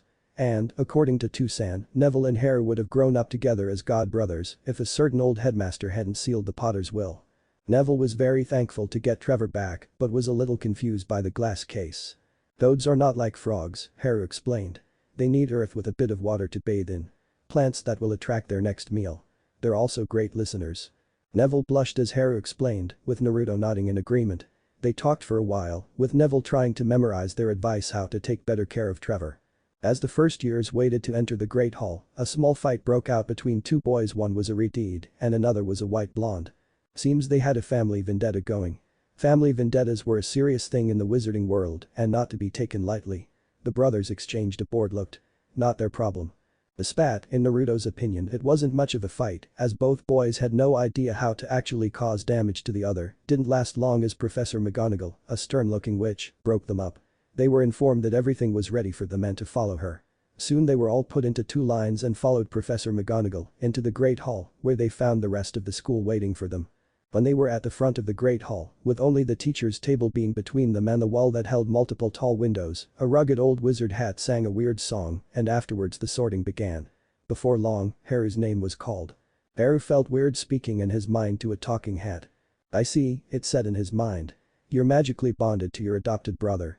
I see you're Slytherin by nature, whereas your brother is Gryffindor to the core and it would be very painful to separate you." A problem, indeed. Harry closed his eyes and waited as the sorting hat thought, then heard it speak. "Naruto Namikaze, come here." Gasps and mutterings filled the hall as this was unprecedented. Professor McGonagall sighed and announced to everyone, "I was warned this might happen." Both boys magically bonded themselves as magical brothers through accidental Christmas magic. "Mr. Namikaze, come here." Soon Harry was joined by his brother and the hat continued to muse at his choices. "I see. Yes, that makes sense. I only have one thing to say. Both are Gryffindors." When the sorting was over and Minerva went to put away the hat and stool for another year, she was stopped. "Professor McGonagall, we seem to be missing a student," came the headmaster's voice from the head table. Minerva smiled, having expected this, and sat the hat-covered stool down and pulled out her list and checked it. "No. I called every student's name." "No, I'm certain that Harry Potter is 11. Surely he was on the list," denied Dumbledore. "Oh, he was on the list. I visited with his guardian while you were doing ICW business. He's here," she informed him. Everyone looked around to see if they could find him. They hadn't heard his name being called either. Having a famous wizard attending school was of course a matter of interest for everybody, thus they tried identifying him among the newly sorted first years. Suddenly the hat spoke, "I sorted him myself, along with his brother. They are not twins by blood, but by magic. To separate them would be a crime against magic herself, as she joined them at their request." Albus Dumbledore paled as he looked over at the Gryffindor table to the only non-identical twins that were sorted into that house. He was putting the clues together and didn't like where this was going. He suddenly saw a certain similarity of one of the boys to somebody else. Both boys smiled angelically up at him. Harry stood, still with a grin that would rival that of his father, James Potter, after a successful prank. "My name's Harry James Potter Namikaze. I will answer to Harry or Mr. Namikaze and not to Harry or Mr. Potter. I will ignore you if you do. I don't care if you are a teacher or a student. Harry Potter does not exist in real life, not anymore. If you think I'm like anything in those fictional books or even the history books, you were deceived and should get your money back." He sat back down as Naruto decided to do a finger countdown. When he reached 1, the whole hall erupted into loud chaos. Chapter 9. Albus tiredly walked into his office once the welcoming feast was finally over. The meal had been long as well as frustrating. Young Harry was not what he was expecting or what Arabella had reported. What in Merlin's name happened? Who actually raised him? Although, the name Namikaze did sounded familiar. Where did he hear that name before? Sometimes it was troublesome to have that many positions to his name. Sorting information for each one could be a hassle. Well, once he had the time, he would consult his pensive. It was a true blessing that the school owned one that was located in the headmaster's office. It was actually one thing he didn't bother telling the other teachers. He let them assume that the fabulous magical device was his personal possession without ever truly claiming it. He liked how just not denying certain assumptions raised their impression of him. After all, pensives were very hard to create and the knowledge of how to do it was believed lost. The remaining ones were priceless treasures.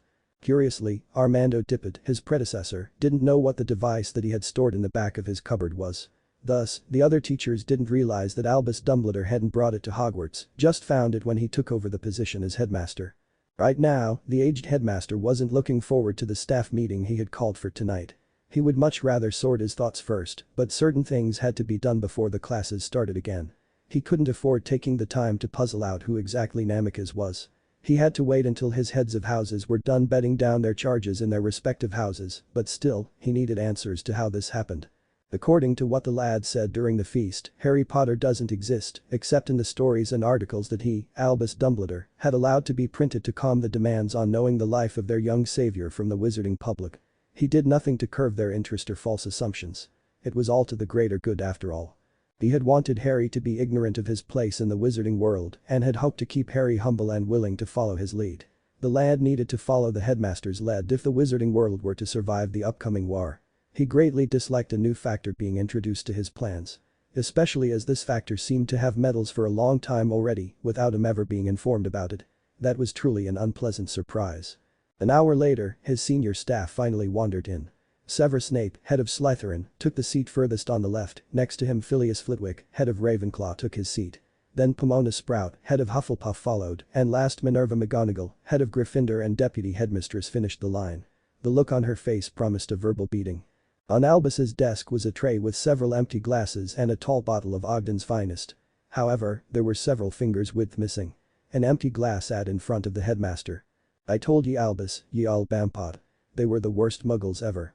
Minerva started in after she had downed a shot of fire whiskey. "Now Minerva." "No Albus. I wouldn't hear of it. I saw a copy of Lily's personal will. She left it with the goblins to keep you from interfering. She had a feeling that she couldn't trust you to do the right thing. She did not trust you." The Scottish professor hissed at him.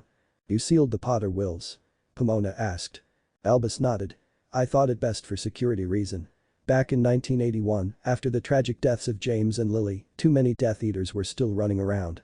I just wanted to keep Harry safe." "Safe? Leaving him on a doorstep in winter is what you call safe?" Minerva shrieked. "I remember that night. I told you those muggles were bad, but you ignored me. Not to mention that it was already quite cold.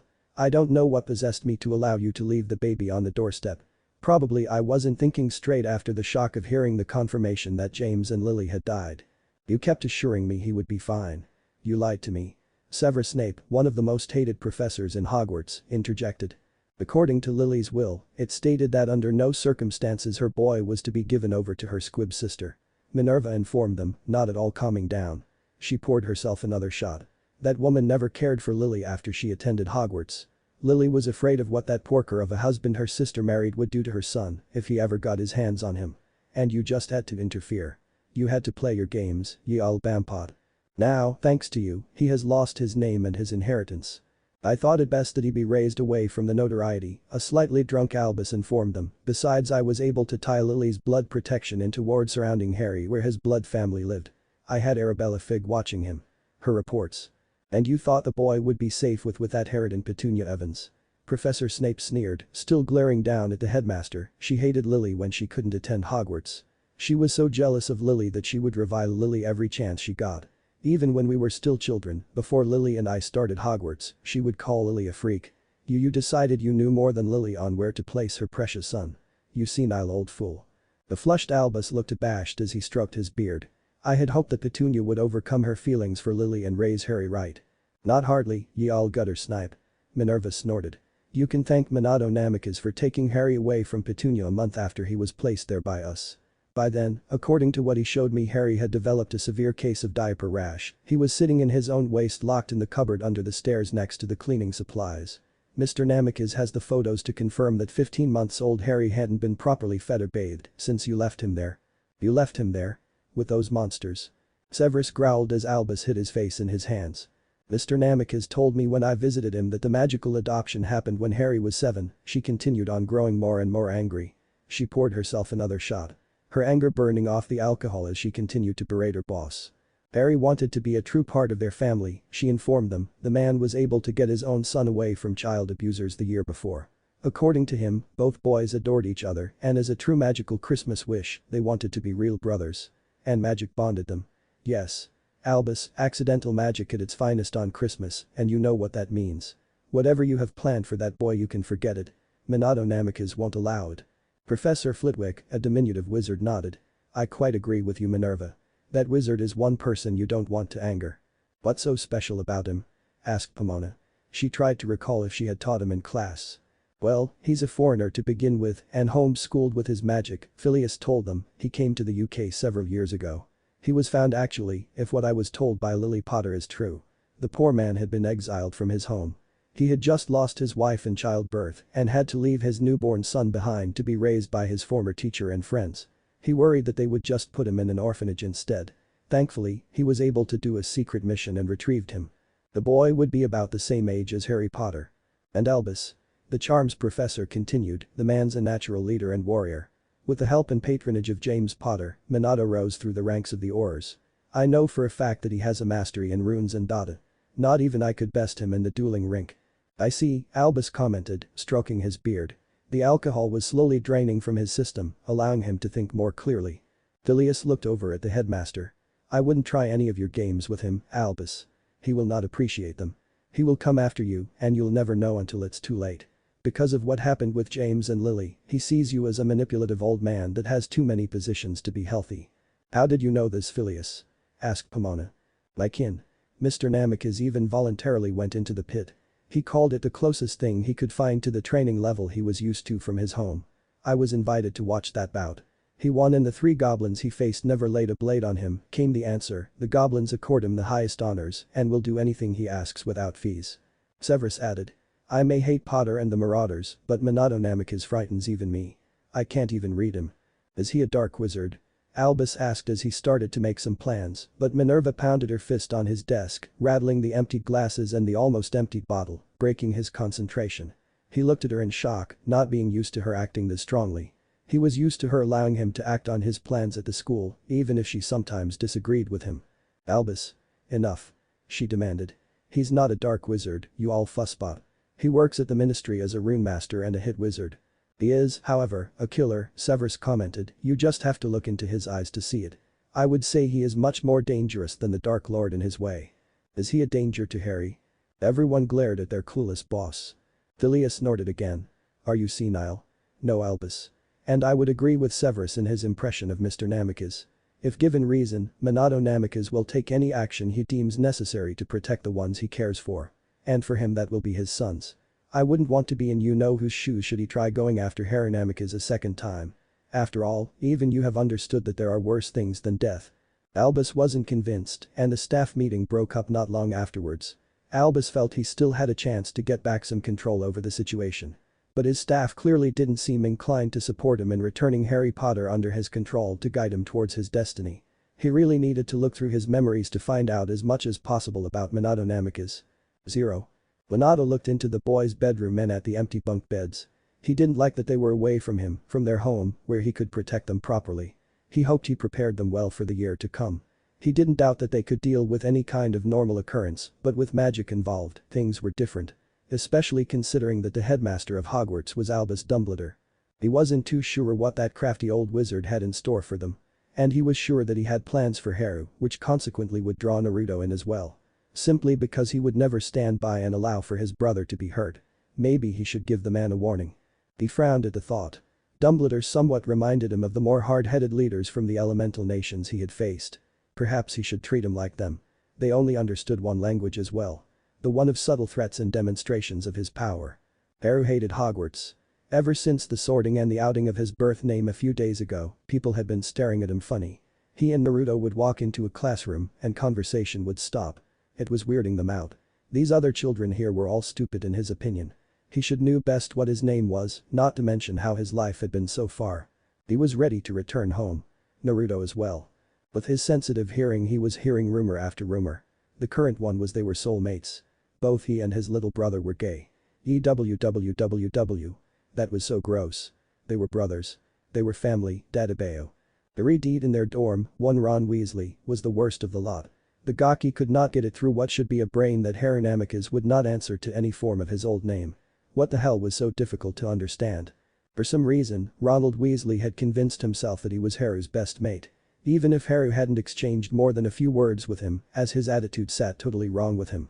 Harry hated people that thought they could tell him what to do, how he should behave and so on. General manners were one thing.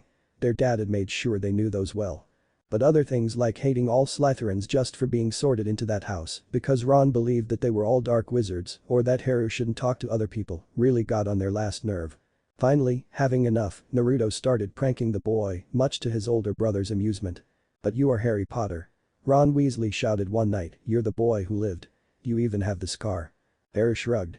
"As I said repeatedly, the Harry Potter in those books is fiction. Nothing more. He only existed as a fairy tale, made up to satisfy the public good. I'm Harry. Get over yourself. I will not say this again. I will not answer to any form of that name." It didn't help when that rude bushy-haired girl from the train started in. She had read all those books about Harry Potter. "But he is listed in the most famous wizards of all time. I read about his story in Rise and Fall of the Dark Arts and Modern Magical History." "Maybe," Naruto commented as he finished his snack, "but Haru is my brother, magic says so to Bayo.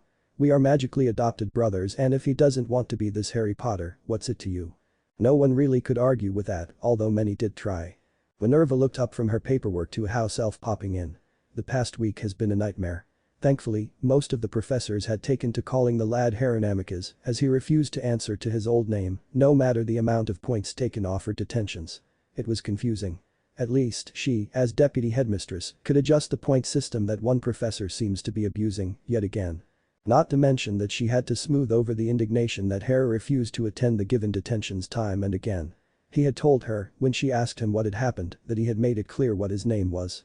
It was his legal name, granted to him by magic itself. If the teachers couldn't accept that, it was their problem, not his.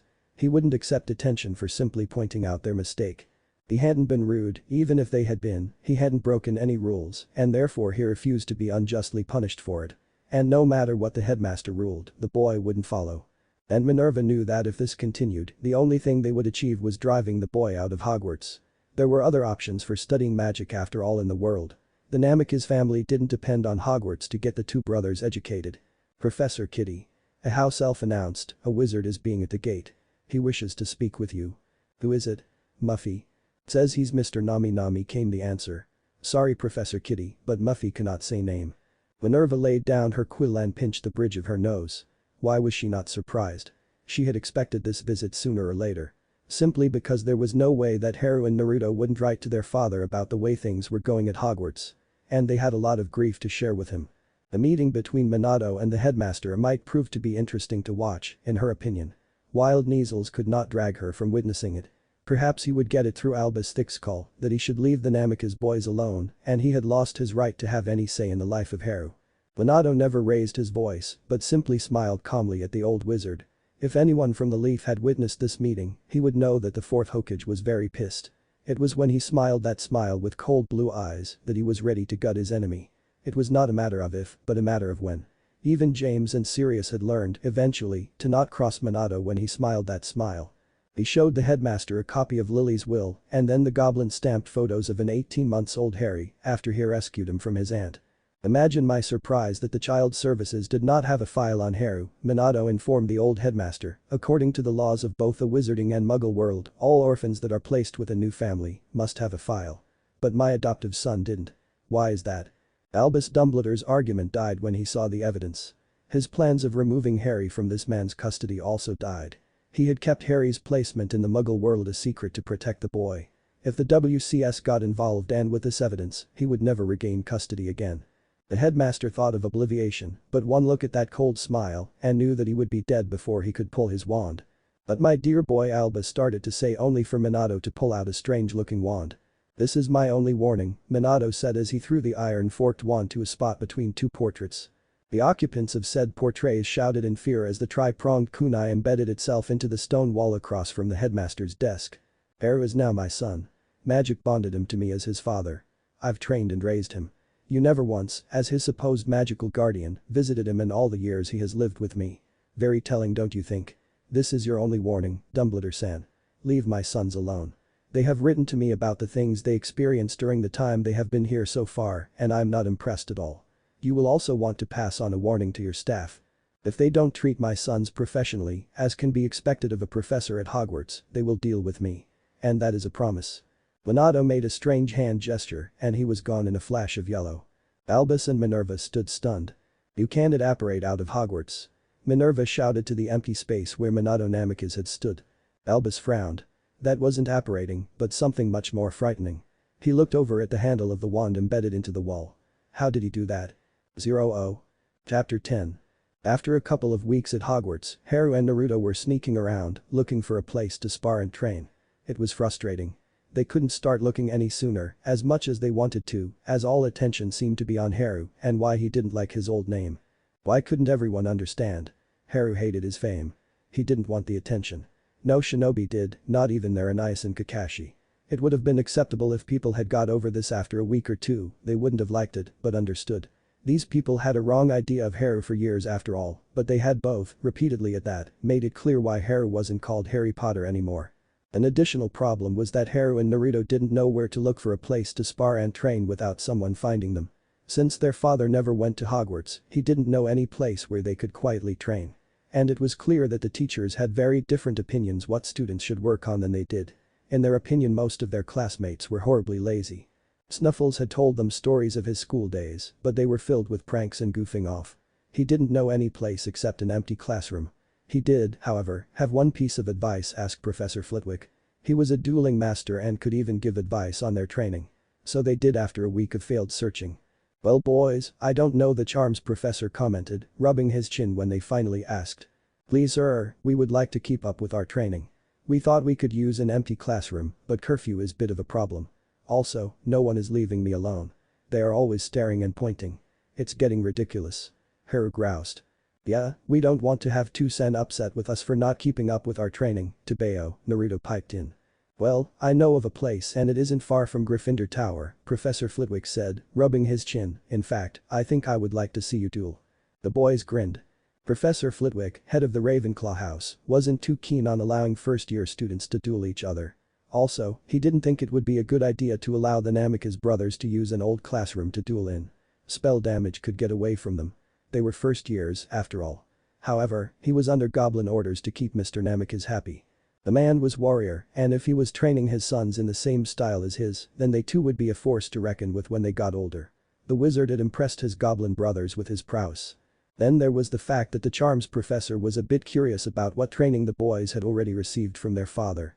He showed them the abandoned classroom and, with a flick of his wrist as well as calling a couple of house elves, the room was prepared the best it could be. That should do it, boys. Mind if I watch you train? He asked. The pair grinned that mischievous grin that was all too familiar to the professor. What happened next surprised him. They weren't using their wands. Naruto crossed two hands and shouted Kage Bunshin no Jutsu. Suddenly, 10 exact copies of the blonde appeared in front of him. It's alright, Professor, Haru informed the startled professor. What kind of spell was that? That's not magic, sir, Haru told him, it's something else that we would learn if we were where Toussaint is from. Naruto knows what he is doing. He then sighed and shook his head. I wish I could do that. I don't have the ability, the way Naru does. Toussaint says when I am older, maybe, if I keep training. My talents run a different way. Naruto ordered 8 to work on control, then had other 2 work on homework, while he would spar with Haru. Pulling a pair of kunai, Naruto tossed one at Haru. Ready?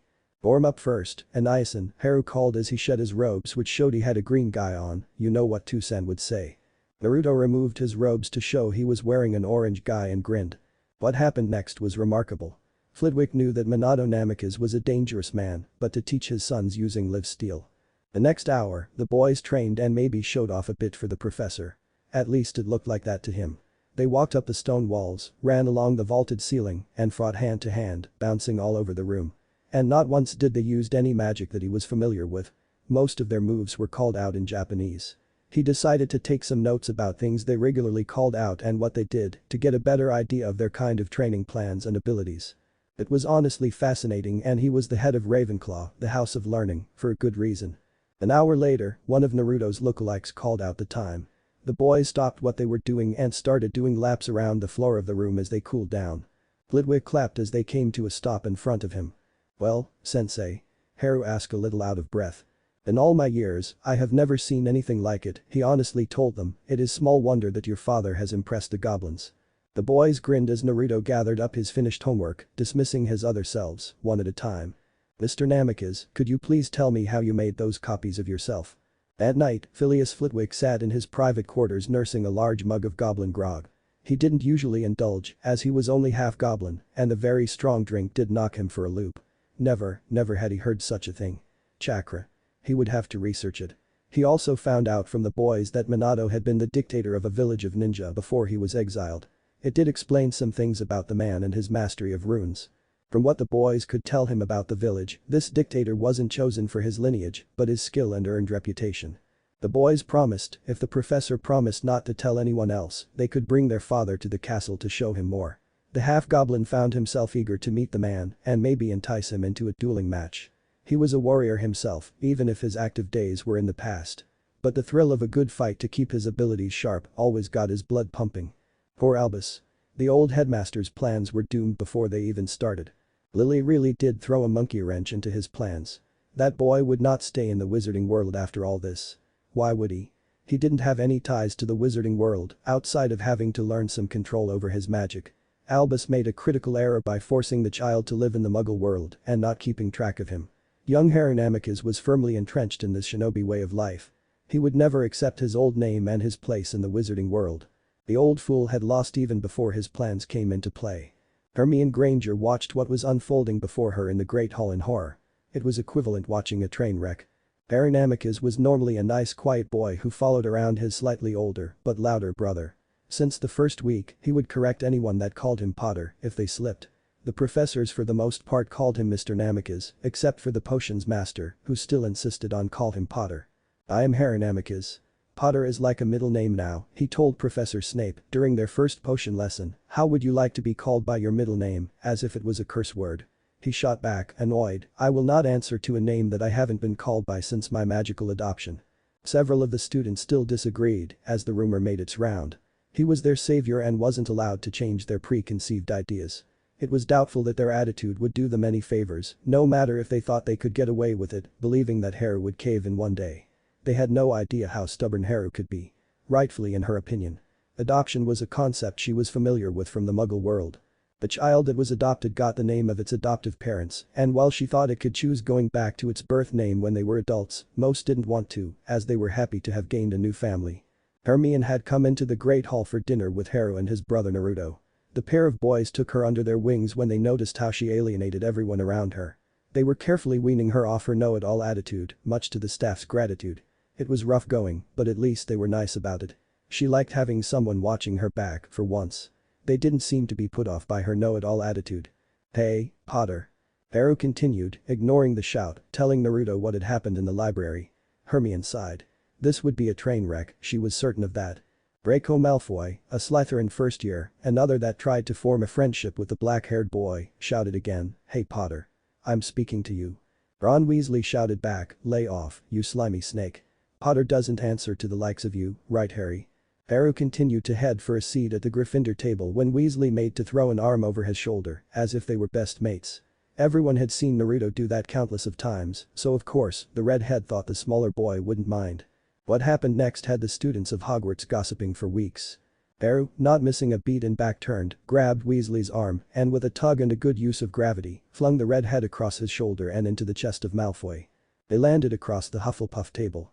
A glaring green-eyed first year with hands out ready for any attack, said in a very cold voice, my name is Haranamicus. I told you at the welcoming feast that I will not answer to Potter, can't you people get it through that thick grey mass you call a brain? Leave me alone. Potter. Shouted Professor Snape as he billowed down the aisle. Detention. 50 points from Gryffindor for violence against another student. Haru looked at Naruto who grinned at his brother as he watched as the pair of boys struggled to untangle themselves. Hey, bro. Know any Potter here? Haru asked, innocently.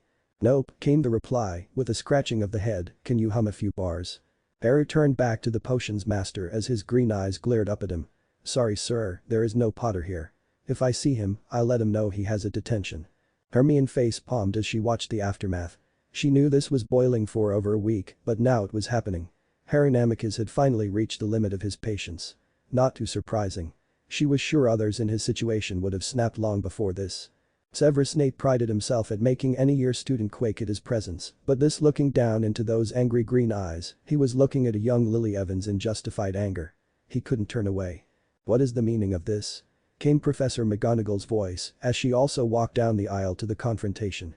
Just Haru being fed up by being called the wrong name since he came here, to Bayo, and people expecting him to answer, Naruto answered as Haru continued to stare up at the potions master. Blondie over there called out Potter.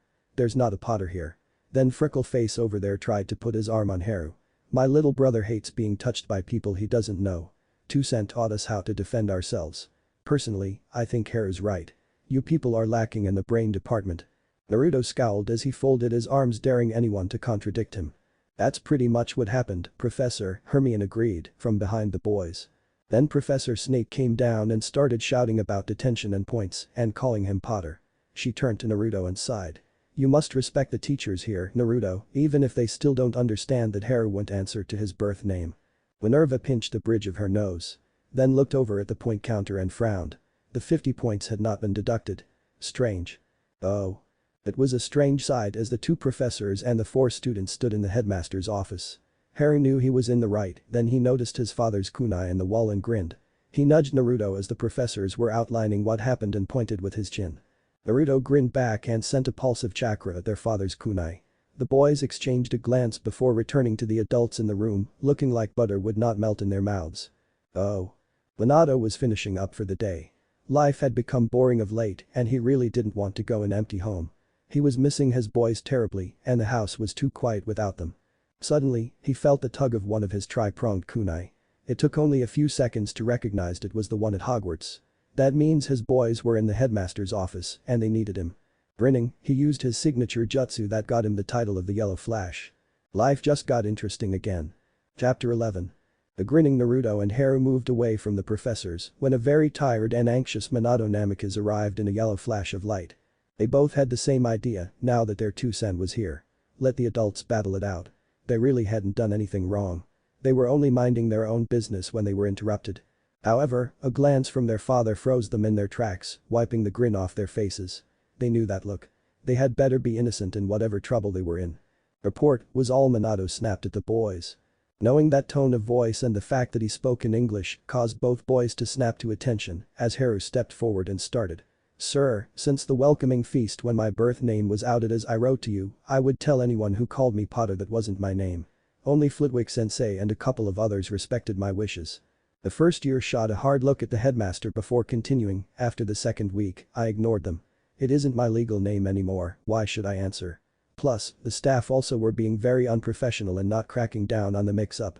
One teacher is very adamant about calling me by my birth name and then gets upset every time I ignore him. Again, it's not my name. He then gets upset that I apparently disrespecting him. How can I? When he refuses to use my legal name. Several people in the office looked over at the scowling potions master. Naruto, then, took up the report. Tonight, we just entered for the Great Hall like we always do, when Blondie over there. He nodded to the food-covered Draco Malfoy called out Potter, which Freckleface told him to bug off calling him a slimy snake. Haru and I ignored them both as have done in the past, but then Freckles started to place his arm around Haru. You know how Haru hates being touched by people he doesn't know. Of course, Haru then grabbed Freckles' arm and tossed him at Blondie, which landed them on the top of the Hufflepuff table. Then Snape-sensei called out Potter and shouted detention and 50 points from Gryffindor. I told him there was no Potter here, Haru continued. Toussaint, I'm really getting tired of this. How stupid can they be? Can't they understand my name is Haru Namikaze? Minato didn't say anything but glanced over at the potions master before returning to his sons. Naruto nodded. Then McGonagall-sensei came over. The next thing we knew we were escorted here. Minato looked over at the food-covered food boys and frowned. I see. He turned to the pair and asked, do you have anything else to add? Draco Malfoy remembered his father once mentioned that this wizard was a foreign pure blood that even the Dark Lord was afraid of.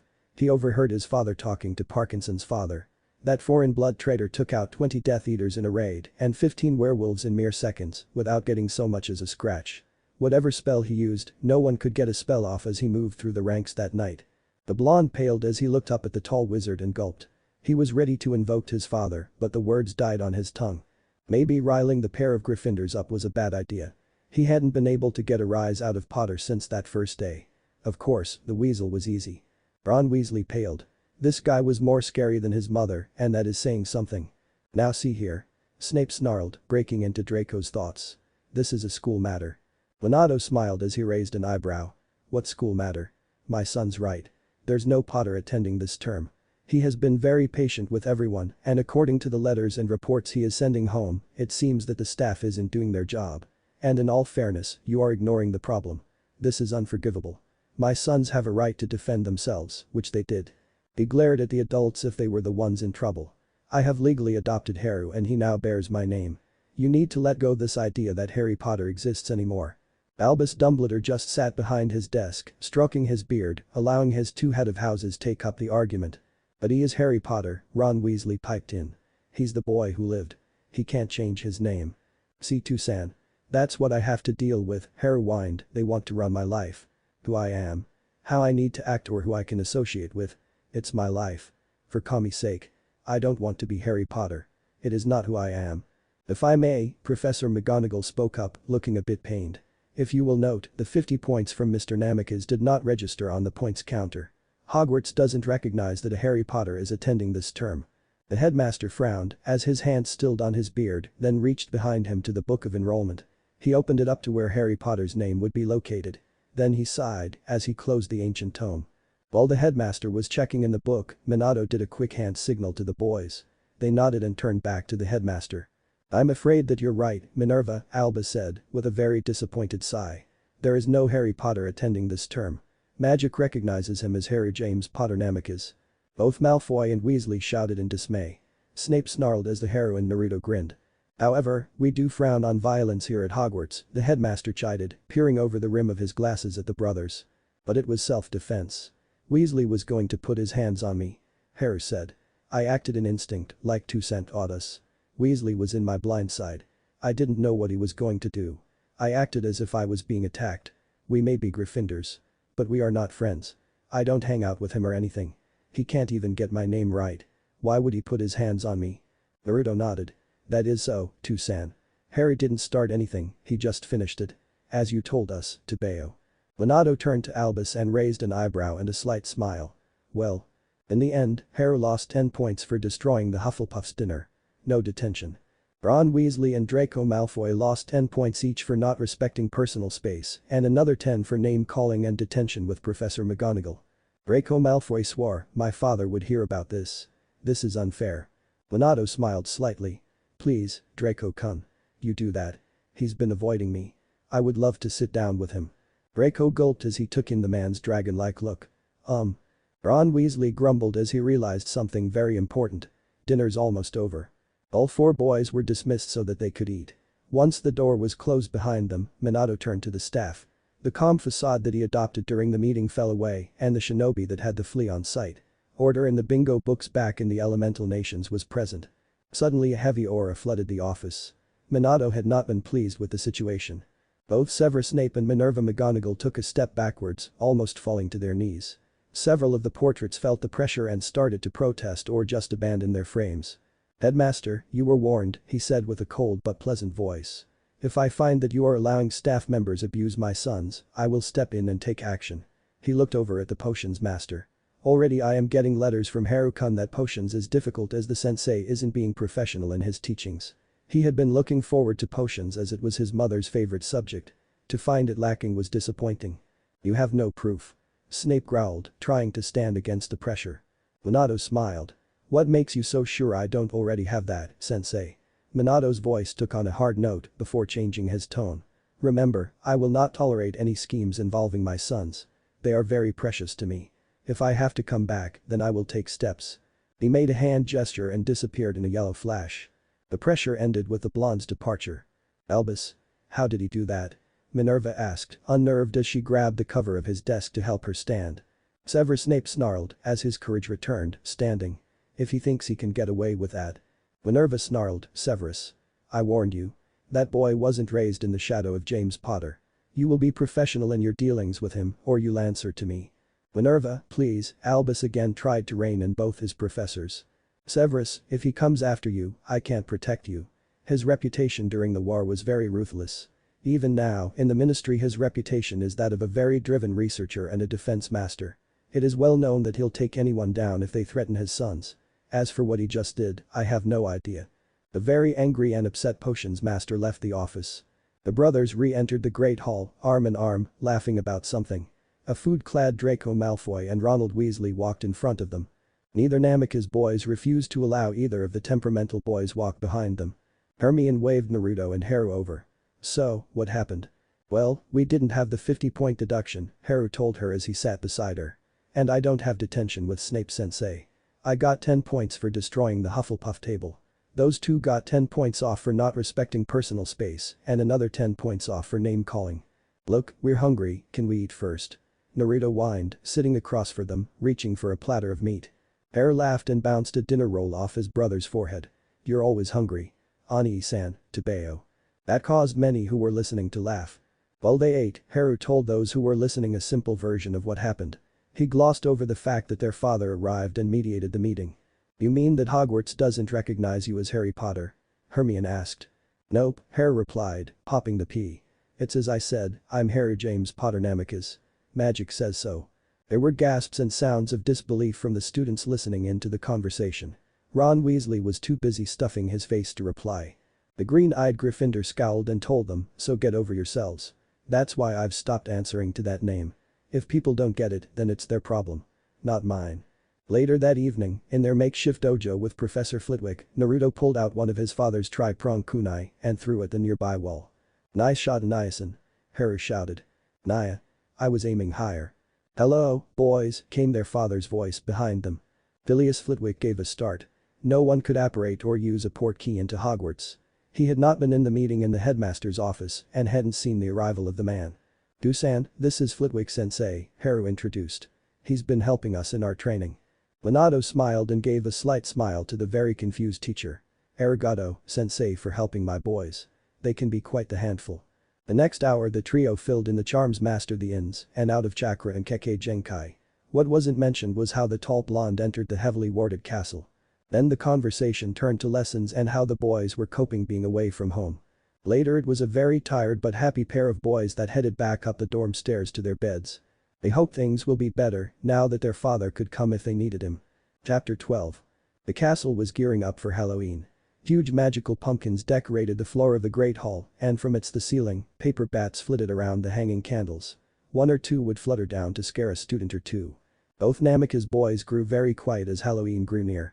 Neither wanted much to do with the holiday Haru because it would be the 10th anniversary of his parents' death and Naruto missed seeing Jiraiya and Kakashi as it was their time to visit the elemental countries. The day of the Halloween feast, neither boy felt like celebrating as they listened to the older students tell of feasts past. None of their friends or classmates could understand why they were so quiet and neither brother was willing to explain. After a very boring charms class, Haru was suddenly knocked to one side as Hermione Granger pushed past him. Mental, that one, came Weasley's voice behind them as they exited the classroom.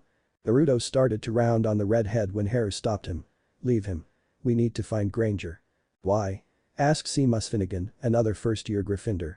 She's a menace, Weasley chipped in. Besides, Halloween feast will be starting soon. You'll miss it. We plan to. I hate today for very good reason. Haru looked over at his brother and the blonde nodded before hurrying off. Naruto turned back and glared. Baka. Because it is the right thing to do, to Bayo. Weasley shook his head and repeated. Mental. The lot of you. Hermione slumped against the stone wall within the girls' lavatory, crying. They were right. She was a know-it-all and had no friends. She was forgetting the two brothers in her misery. She had hoped that being in Hogwarts would be different from her old school, but it wasn't. She wanted to go home. Suddenly, two figures plopped down beside her. An arm went around her. Looking up, she gasped. What are you two doing here? Don't you know this is a girls' loo? We have our reasons, Haru told her. We're friends. You don't call my Harry or Potter, for one. Yeah, Naruto added. Besides, our Anayasan says those that don't follow the rules are scum, but those that let their teammates down are worse than scum. We are not worse than scum. Yeah, Haru chirped. Besides. His voice turned sad. Naruto nodded. We don't want to go to the feast, anyways. We don't celebrate Halloween. Haru lost his birth parents 10 years ago tonight and I lost my mum 12 years ago this month. She died giving birth to me. Besides, this is the only night we get to see our older Anayasan and godfather, but with us here. It had to be cancelled, Haru added. So, we're planning on spending the night in our dorms anyways, but this will be as good as any, I guess. They hoped that Tusan wasn't too lonely. He didn't go and see Kakashi Nai and Jiraiya Jiji this year because they couldn't. In fact, they had plans on calling Tusan to the castle after everyone was asleep so they could observe Sanheim together. You know, Hermione-chan, Haru said, sounding thoughtful. If you just let go of trying to be first all the time, you might do better. What do you mean? She asked. Naruto nodded before saying, Tusan is a genius, very brilliant, but he says that sometimes, even he has to pull back and not show others up. They get angry for feeling stupid. It frustrates him that they can't understand what he is trying to say. Yep. 2 cents says being book smart is all good, but you have to have situation awareness, also. That means being able to read the situation around you. We all know that Weasley's a lazy baka and we know you like to help, but your helping comes off as showing off. Yeah, Naruto agreed. Instead, the situation awareness made clear we should have let him stumble until he asked for help. He didn't and then you made him look stupid. So of course, he would mouth off. Hermione took on a thoughtful look as the boys talked to her. She was used to their switching back and forth between English and Japanese. She knew that the professors were trying to stop that, but so far, that wasn't happening. That baka will never change. Haru shook his head while making a face. He still calls me Potter and expects me to be his best mate. Not going to happen, no matter what the teachers or others say. Hermione remembered that day when Malfoy and Weasley took a tumble over the Hufflepuff table. The funny thing was the point counter didn't register the point difference. It must be closer to the feast, Naruto commented. I'm hungry. Don't worry, I brought food, Haru smiled. He pulled off his book bag and began to pull out several plastic containers, a candle, and a small container of incense. As well everything we need to remember my birth parents and your mother. Hermione wiped her eyes and blew her nose as the boys set up a small picnic supper. Are you sure there will be enough? I've seen Naruto eat.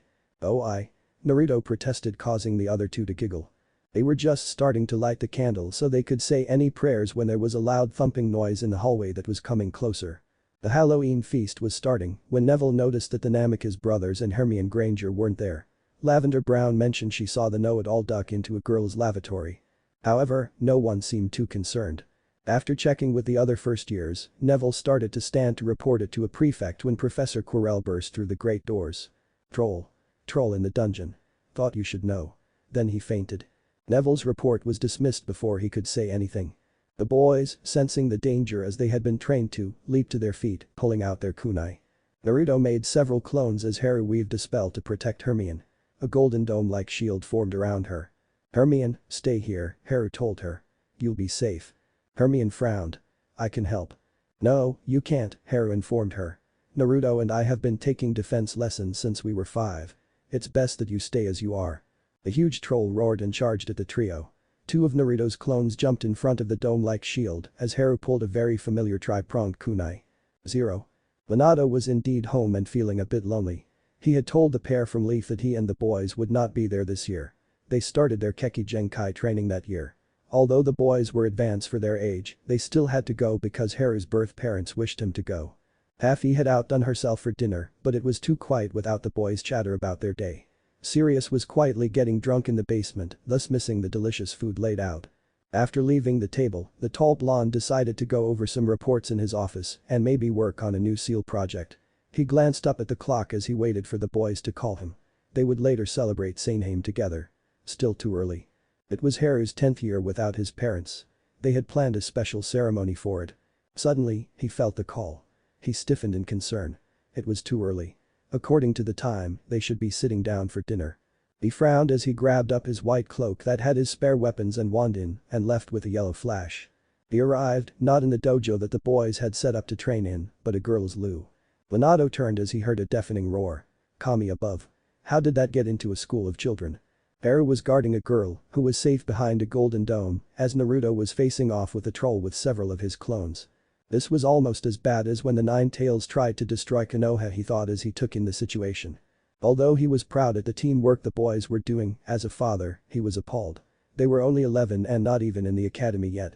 The troll swung his club, allowing Naruto and a clone to jump up to land on it. Minato also moved to land on the back of the troll's neck. Naruto, with the help of his clone, was forming a glowing blue spiral of whirling energy. Minato was forming the same thing, but his was brighter and stronger. Rasengan. Both blondes shouted as they pushed their ball of energy forward at the troll's head and upper body. The force of the energy balls caused the troll's head to explode upward, spraying everyone with blood. Haru sighed with relief when both Naruto and his Tusan landed next to them. The dark-haired preteen turned to release his shield, spell only to see that Hermione had fainted. Report, Minato said. Haru with Naruto started to report when they heard someone approaching. It would not do for him to be here every time the boys encountered something outside of their training. Minato gave them a quick nod and flashed out just as several professors burst into the lavatory. The boys looked at each other and shrugged as the professors stormed into the girls' loo. In the end, Haru told his head of house an edited version of the truth. Being able to summon their father must be kept a secret, for now. Thankfully, Hermione was still out of it and didn't see much. He looked over at his brother. Didn't want to celebrate tonight. Who would want to celebrate the 10th anniversary of their parents' murder with a party? When we heard what Weasley said to Granger, we decided to find her and cheer her up. In fact, we were about to ask her if she wanted to do a small candle ceremony with us to pay tribute to my deceased birth parents and Naruto's mother, who also died 12 years ago this month. He glanced over at the ruined candle ceremony in the corner. Minerva McGonagall wanted to take off points for being in a girls' loo and give them detention for missing the feast. After she heard their explanation, she gave them points instead. Professor Flitwick examined the troll's headless body but said nothing when he noted that Naruto couldn't have done this on his own. He wished he had seen the attack, as it had to be quick and deadly. "Why don't you take your young lions back to their dorms and I'll take Miss Granger to Poppy," he offered. Severus Snape limped up behind McGonagall and shuddered at the damage to the lavatory. He, too, wanted to take points, but with one look at the boys' faces, covered with blood and brain matter, he turned and left. Once the castle was quiet and everyone was settled in their different houses, 2 boys and 2 adults met in a small clearing just within the Forbidden Forest. Minato and his sons, as well as Professor Flitwick, held a small ceremony for their lost loved ones. Questions could wait. Chapter 13. As the Christmas holiday was fast approaching, those within the castle returned to normalcy. Hermione Granger started to tone down her know-it-all attitude. She stopped offering unsolicited advice in her usual condescending attitude. She thanked the brothers for their support and help one night in the common room. Weasley had not only received a detention for his cruel words, but lost 15 points. He still blamed her for that night, but he was afraid to say anything for fear of the Namika's brothers. They could be brutal. Even his brothers didn't cross them. The one and only time the Weasley twins tried to prank them, they found their prank was not only turned against them, but something more interesting was added. According their father, Naruto was his mother's son. Naruto pranked the twins by trapping them in their beds using ninja wire, honey, and feathers. They never did figure out how the firstie got into their dorm rooms without them knowing. The boys made sure that the twins knew they were not only outclassed, but outmaneuvered by the legacy of the Marauders. The twins never tried again. 0. Haru and Naruto continued to train with their father, who slipped into the castle several nights a week. Professor Flitwick oversaw many of their training sessions, plus he had a few dueling spars with their father, Minato. The boys loved watching their father duel with the head of Ravenclaw as much as the 2 men enjoyed facing off against each other.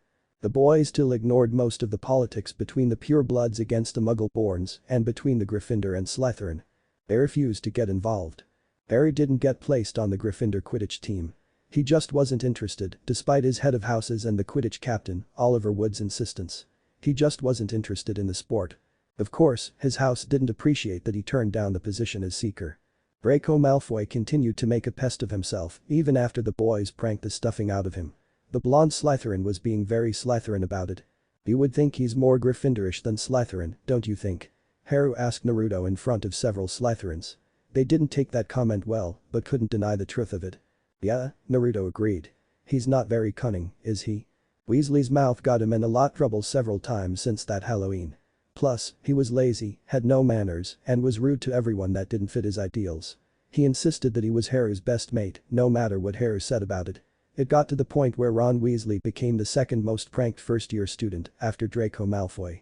The most interesting thing that happened to Weasley was that his pet rat, Scabbers, came up missing. No one knew where it went.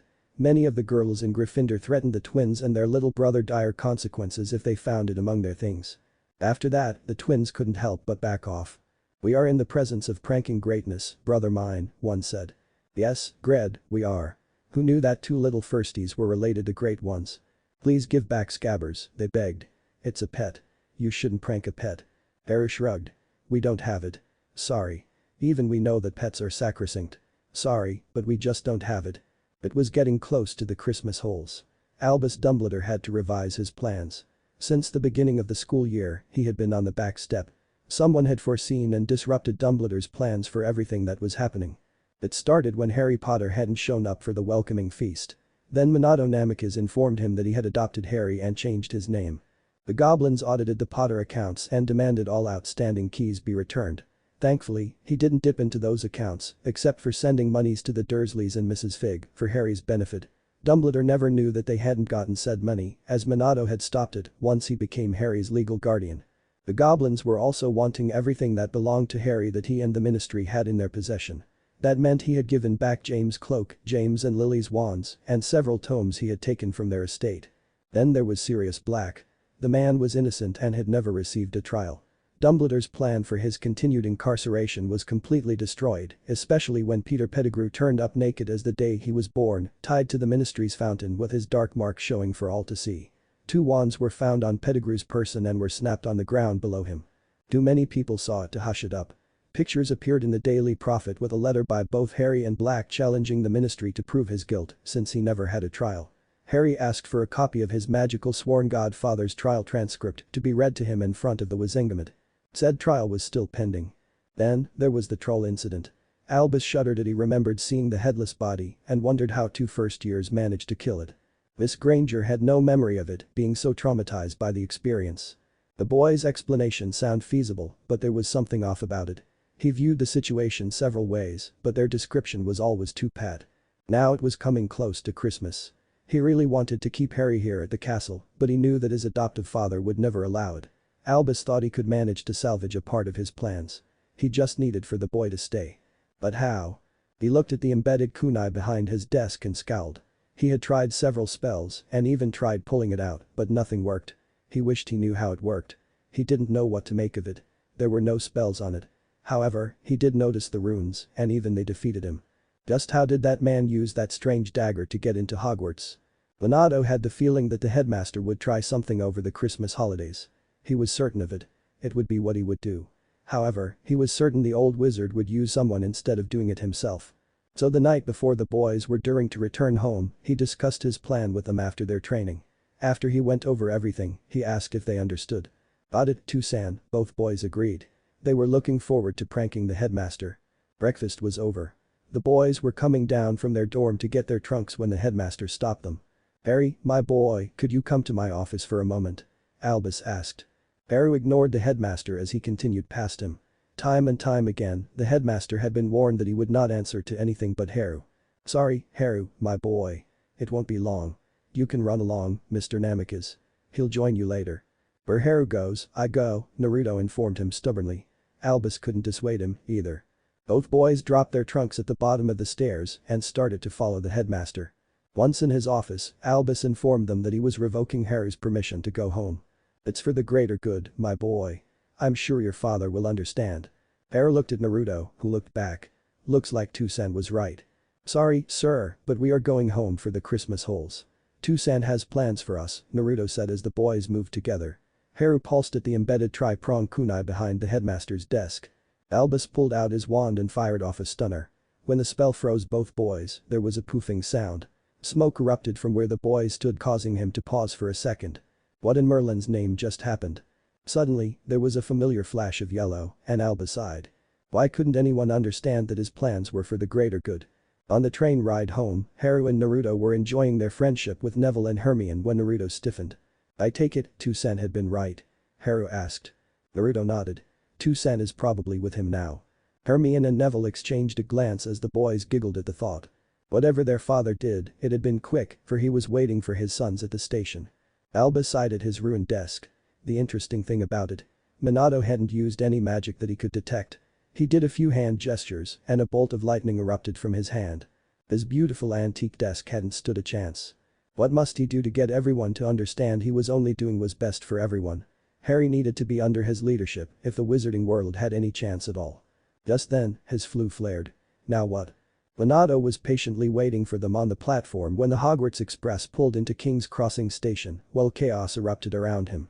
Parents were greeting each other as they too were waiting for the express and their children's return. He was looking forward to spending the holidays with his sons. He had several training sessions planned. It wouldn't be all training. There were several mini-trips also planned. Suddenly a pair of very loud voices called out. "Toussaint." Minato staggered as he was tackled by 2 hurling objects. Behind them, he could hear a girl's giggle. "Toussaint, this is Neville Longbottom-san and Hermione Granger-chan," Haru introduced to his father. "This is my, sorry, Archichi Minato Namikaze-san." Minato smiled, knowing that his son got the order reversed. In Japanese, it was surname first, then given, but since he did a mix of both English and Japanese, it could be forgiven, for now. As they were heading for the exit, Neville was hailed by his grandmother. With a promise to ride over the holes, he disappeared into the emptying station platform. The pair of red-headed adults tried to stop the Namikaze family to speak to them, but the crowd didn't allow it. Once outside, Minato was introduced to Hermione's parents. Anne and Monica Granger thanked the boys for being their daughter's friend. It was all she talked about in her letters. Haru and Naruto blushed, then shrugged. She needed a friend, was all they would say about the matter. Again, an exchange of addresses and promises to write was made before the two families departed. Sirius stood in front of the Wizengamot. He finally got his trial that he needed to clear himself. In the gallery was his godson and the man who had arranged for it. 15 minutes later, Sirius Black walked out of number 10 courtroom freed. There was no evidence that Sirius was guilty. It helped that Peter Pettigrew had been found and confessed how he had set both the Potters and Sirius for the fall. Sirius. Two boys ran up and jumped on him, knocking him to the ground. A few purebloods that left the courtroom scared in disgust by the wild display. However, some chuckled as the boys' dog piled the freed wizard. The tall blonde that had taken Harry away from Sirius was laughing at the ruckus. Albus watched the laughing boys and sighed. He had the Potter's will sealed so that no one could take Harry out of his control. How did he miss Lily? That wonderful, inventive, not to mention highly intelligent witch. She outmaneuvered him beyond the grave. He would need to rethink his plans yet again. 0 Chapter 14. After the Christmas break and the new term started, except for a few diehards, most of the students and staff reconciled to the fact that Harry Potter was now Harry Namikaze. And the Namikaze twins, as they were called by the staff, were a force to be reckoned with. They were the top of their class in all subjects. They got the spells quickly in class, and even potions wasn't too difficult, despite the professor. Haru and Naruto sighed as they came into the Gryffindor common room. Neville and Hermione were tucked in a corner by the fireplace, trying to figure out what was hidden in the third-floor corridor after it was discovered that a Cerberus was guarding something. The boys shook their heads. Neither boy wanted anything to do with that puzzle. They knew a trap when they saw one. Yes, they had been curious. Every kid liked a mystery to solve, and it was a plus that it was in a magical castle. The headmaster's warning only fueled the curiosity. However, they talked it over with their Tusan, and he made them promise not to get involved in it. He did agree to look into it and wasn't too happy that the headmaster was playing games with the lives of the students. Upon investigation, Professor Flitwick was appalled at how many of the older students had peeked into the room with the huge monster. So instead of a more powerful lock, Minato asked the professor one night, it is locked with a simple Alohomora spell. The charms master nodded. It would seem that the headmaster wants the students to get killed. Munless. Minato's blue eyes grew cold as he, too, caught the implications. He is testing someone. Say my son Haru. It would seem so, Phileas agreed. Now that you mentioned it, the tests, although complex, can be solved by a very smart firstie like our Miss Granger. Most troubling. Minato snorted. For a moment, the short professor reminded him of Inara. The pair took their father's warning to heart and stayed well away. But summer break being only a few weeks away, Haru overheard the Weasley twins talking with Neville and Hermione about the forbidden corridor and the many traps under the room of the Cerberus. Haru looked over at Naruto. They tried to tell both Neville and Hermione not to investigate. It was too dangerous, and it seemed their friends were not going to listen. Look, guys, Naruto tried once more to warn them, our Tusan told us it was a trap and to stay away from it. Oh, the Ickle firstie's afraid of the big bad doggy in the window. One of the twins teased. Give it up, Naru, Haru said, placing a hand on his brother's shoulder as he glared at the smirking red-headed menaces. They are not going to listen. But aren't you at least curious? Asked Hermione. Of course we are, Naruto told her. We aren't dead. Besides, it reeks of a trap. We, for one, are not going to be the ones to spring it, Haru interjected. Come on, Haru. I'm hungry. You're always hungry. Both boys took their father's warning to heart and made sure they kept their special kunai handy. Plus, both were forced to carry special tracking seals as well. As active pre-teens, they had balked at being tracked, but their Tusan insisted. For the trap to work, he told them, is to not make it appear to be a trap. Haru woke with a start. Where was he? He remembered he had been walking down the corridor with Naruto as they had left out of class. Then nothing. I see you are awake, Potter, came the voice of Professor Quirrell, who for some reason wasn't stuttering. Potter. Not that again. Haru came fully awake as he stood. He was in a fire torch lit room with only himself, a very large mirror, and the dotted professor. Where am I? He demanded. You are here to serve my lord, came the answer. Haru scowled. He didn't see Naruto anywhere. Last he remembered, Naruto had been beside him when they left the classroom together. What did you do to my Aniasan? If you mean that foreign blonde menace, he was of no consequence. Worried, Haru reached inside of his magic for the bond he shared with his brother. It was weak but still there. Concentrating, he sent a pulse through it and received one back. Relieved that Naruto was alright, he turned his attention back to the mirror and the Dada professor. Then he sent another pulse through the tracking seal as he pulled out his 2 cents kunai. "Use the boy," came another voice. "You sure, master? You are still weak." Quirrell seemed to be arguing with himself. "Use the boy," the voice insisted. As Quirrell unwrapped his turban, Haru wrinkled his nose at the horrible smell and sight before him. In the back of the professor's head was an ugly face. "See what I have become, Potter," the face informed him. "You did this and that mudblood mother of yours. Who are you? Don't you recognize Lord Voldemort?" Quirrell sneered. Suddenly, there was a flash of yellow light and suddenly Harry didn't feel afraid anymore. 2 Cent was there. The fight between Minato and Quirrell, if you could call it that, didn't last long. Minato threw several of his special kunai around the room and flashed to different ones, keeping Quirrell's attention on him and not on Haru, who had enough sense to duck behind the mirror for safety. Haru watched his 2 Cent, who fired off spells as he flashed between his special kunais. This wasn't his father sparring with Prof. Flitwick anymore, this was Minato, the fourth Hokage of the Hidden Leaf Village, protecting his most precious person, his son. As Minato fought Quirrell, Naruto burst into the chamber.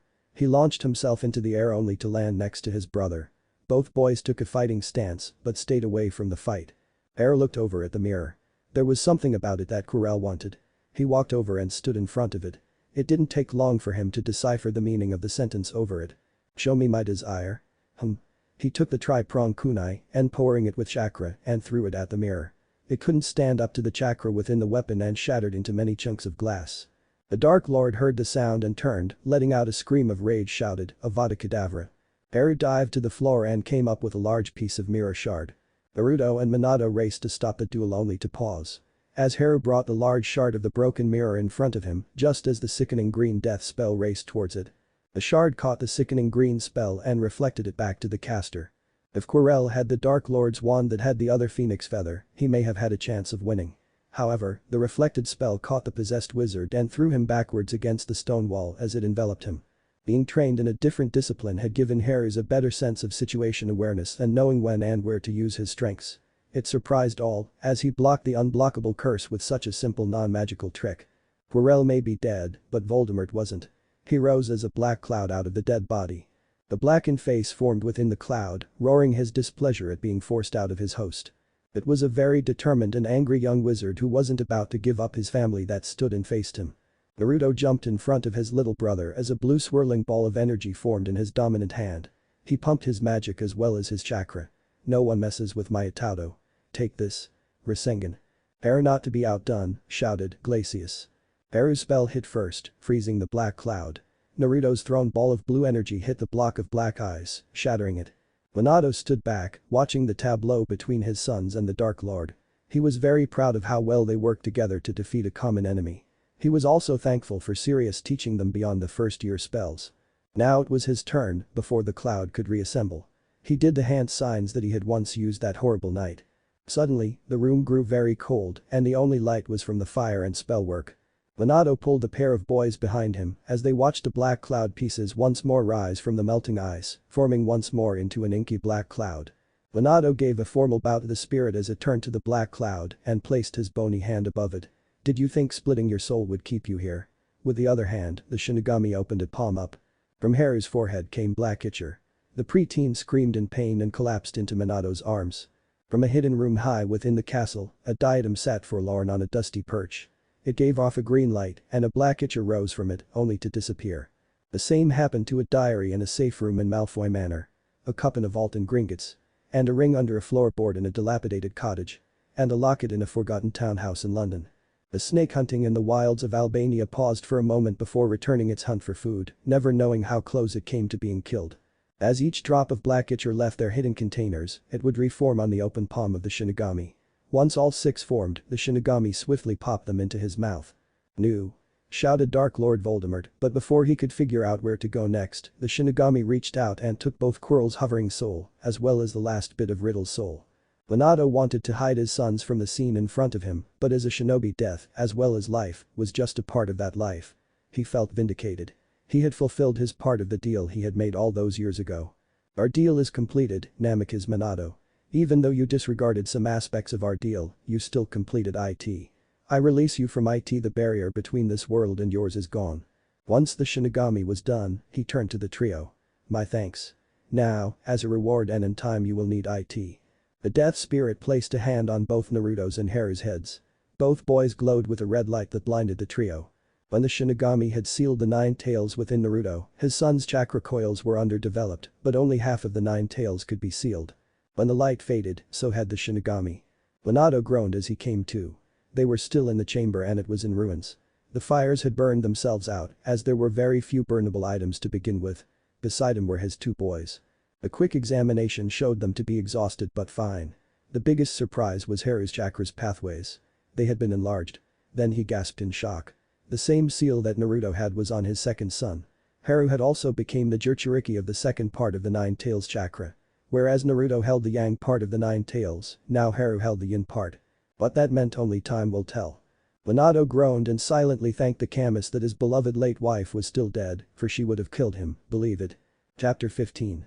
Albus appeared into the chamber where he had stored the Philosopher's Stone. He had been sent on a wild goose chase to the ministry, which could only mean it was time for his trap to be sprung. When he had arrived back to the castle, he was informed that Haru was missing. Naruto Namikaze and Neville Longbottom had been found knockout in the Dada corridor. However, since then, Naruto disappeared the moment he woke in the infirmary. Where he went the staff didn't know. As the headmaster surveyed the ruined room, he noted what he isn't finding Harry and the stone. Quirrell was certainly dead. There was some sort of growth on the back of his turbanless head. There was no blood, but the magic residue gave him a strange report.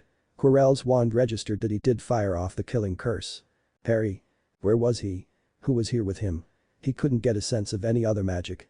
He sighed as he searched for the stone. With the mirror smashed, it should have fallen out, but then, the mirror was considered to be unshatterable. It shouldn't have happened. He feared for the stone. If Tom had it, then they were looking for Lord Voldemort's return sooner than expected. He needed to prepare for the worse. Minato brought both boys home to awaiting Sirius and Tally. Although both were still awake, the adults knew they were on their last legs. Sirius stayed with them as Minato had to return to Hogwarts quickly. The dog Animagus shivered at the look on his former law-enforcing partner. Minato finally had enough the headmaster's games. Albus was still trying to piece together what happened down in that chamber last night. He was concentrating so hard that he missed the bright yellow flash and the appearance of Minato Namikaze. The clearing of a throat behind him was Albus's first clue he wasn't alone anymore. A few days later, the boys returned for the leaving feast amidst the questions and rumors that were floating around. They had been questioned by their Tusen as well as someone from the Aurors about what happened. Through it all, the boys knew that their Tusen was angry. However, not at them, but at Dumbledore for playing his games with his students' lives. He had only allowed them to return to Hogwarts so they could say goodbye to their friends and ride the express home. "Where were you, mate?" asked Weasley, with a mouthful of food. "UGHH. Weasley." Came shouts from the table as half-chewed food spewed at them. Haru, who finally had enough of the red menace, shot a spell at him, removing the boy's mouth. A cheer erupted. Many had wanted to do that all year, but were afraid of the twins' reaction. "The good one," cheered someone as another shouted, "finally." The twins looked at each other. "Why didn't we think of that?" Haru gave a satisfied nod as he returned to his plate. Naruto gave the struggling Weasley a nod before returning to the conversation with Hermione. They had been discussing summer plans. "Mr. Namikaze?" came Prof. McGonagall as she came to check out the disturbance. "Yes, sensei," the dark-haired student looked innocently up at her. "Undo it.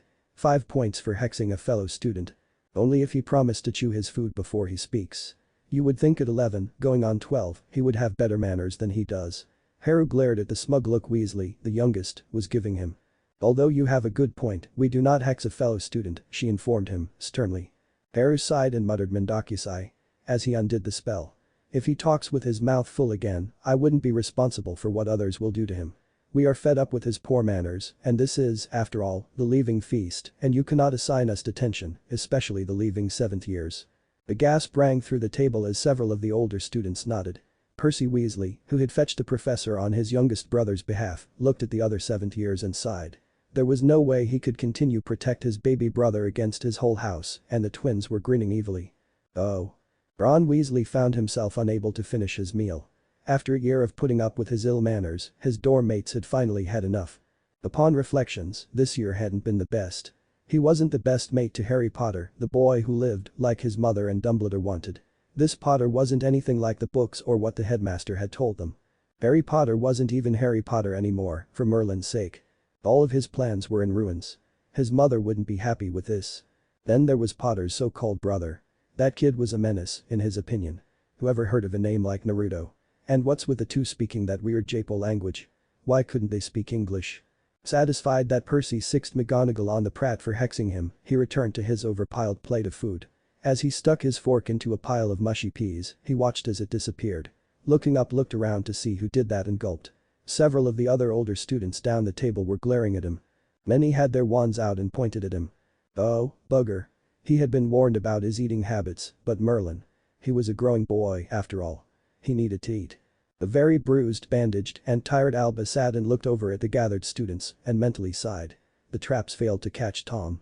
He was now certain that Lord Voldemort would be back. It was only a matter of time. Now, he had a second thorn in his plans. Minato Namikaze. According to his spies in the ministry, the man was not only a hit auror, but a rune master and a possible unspeakable. The man was untouchable and no dark wizard for all his strange abilities. True to his word, Minato Namikaze let the headmaster know what he thought of his little test of his son. Plus, there was their little chat.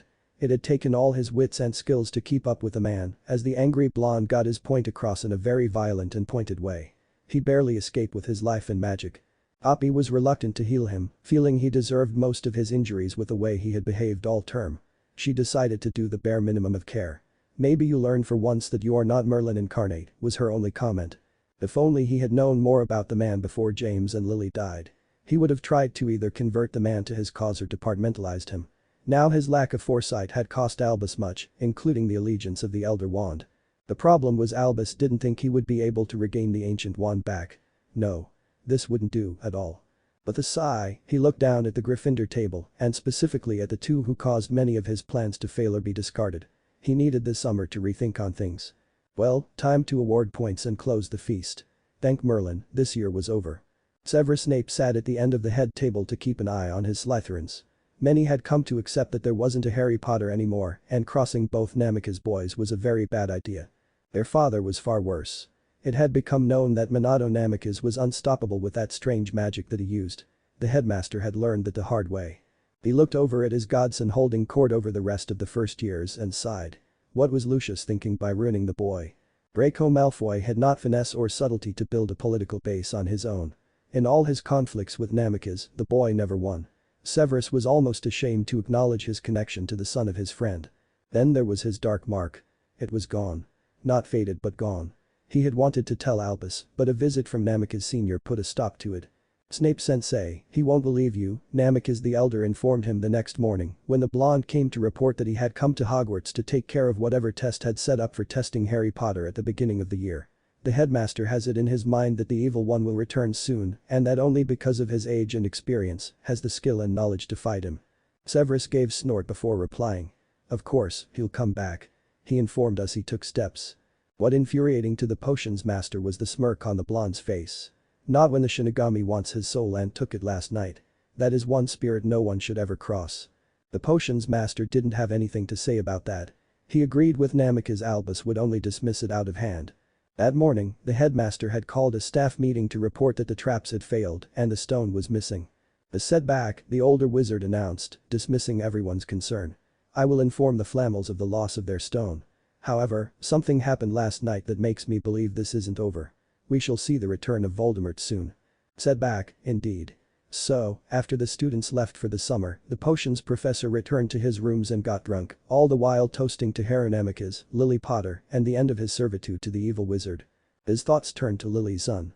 He did have to admit that the boy was her son, through and through. Not only did he forgo his father's last name, he didn't act like his father. If anything, he acted more like Lily. Her son certainly had her temper and sense of justice. And that brother Naruto. Those two were a pranking menace. Thank Merlin, their pranks were aimed more towards the two Weasley menaces than him or the student populace at large. All he could say, thank Merlin, this year was over. As he raised his tumbler of Ogden's finest in salute. Now he had to figure out how to get out of his contract with Albus. Then he would truly be free. Professor Phileas Flitwick smiled as Albus finally ended the leaving feast. Finally, the run of Slytherin wins had been broken, and all because of two young wizards. Harry Namikaze refused to be placed in the mold that the wizarding world had put him in.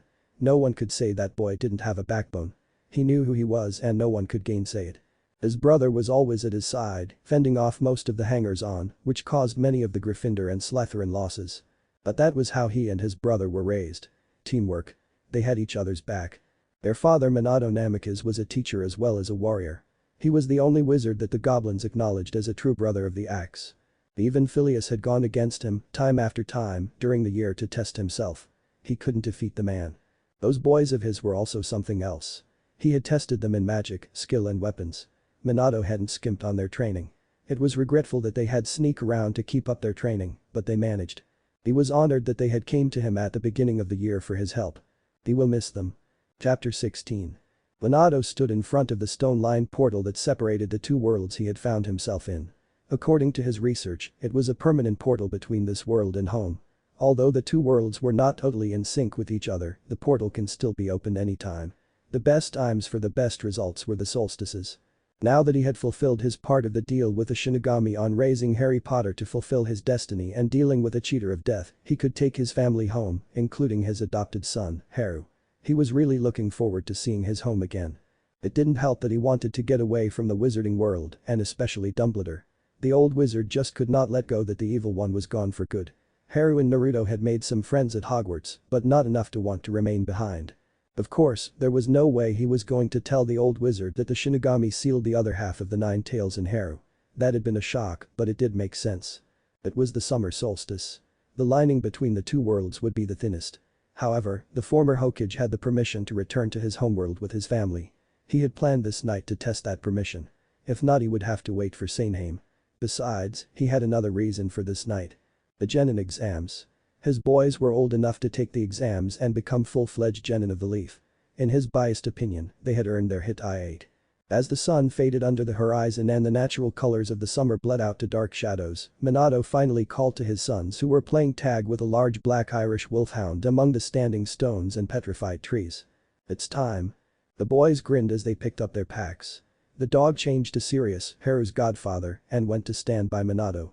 "Let's go," Minato said in Japanese as he took a step through the portal. Both boys shouted, "Hi."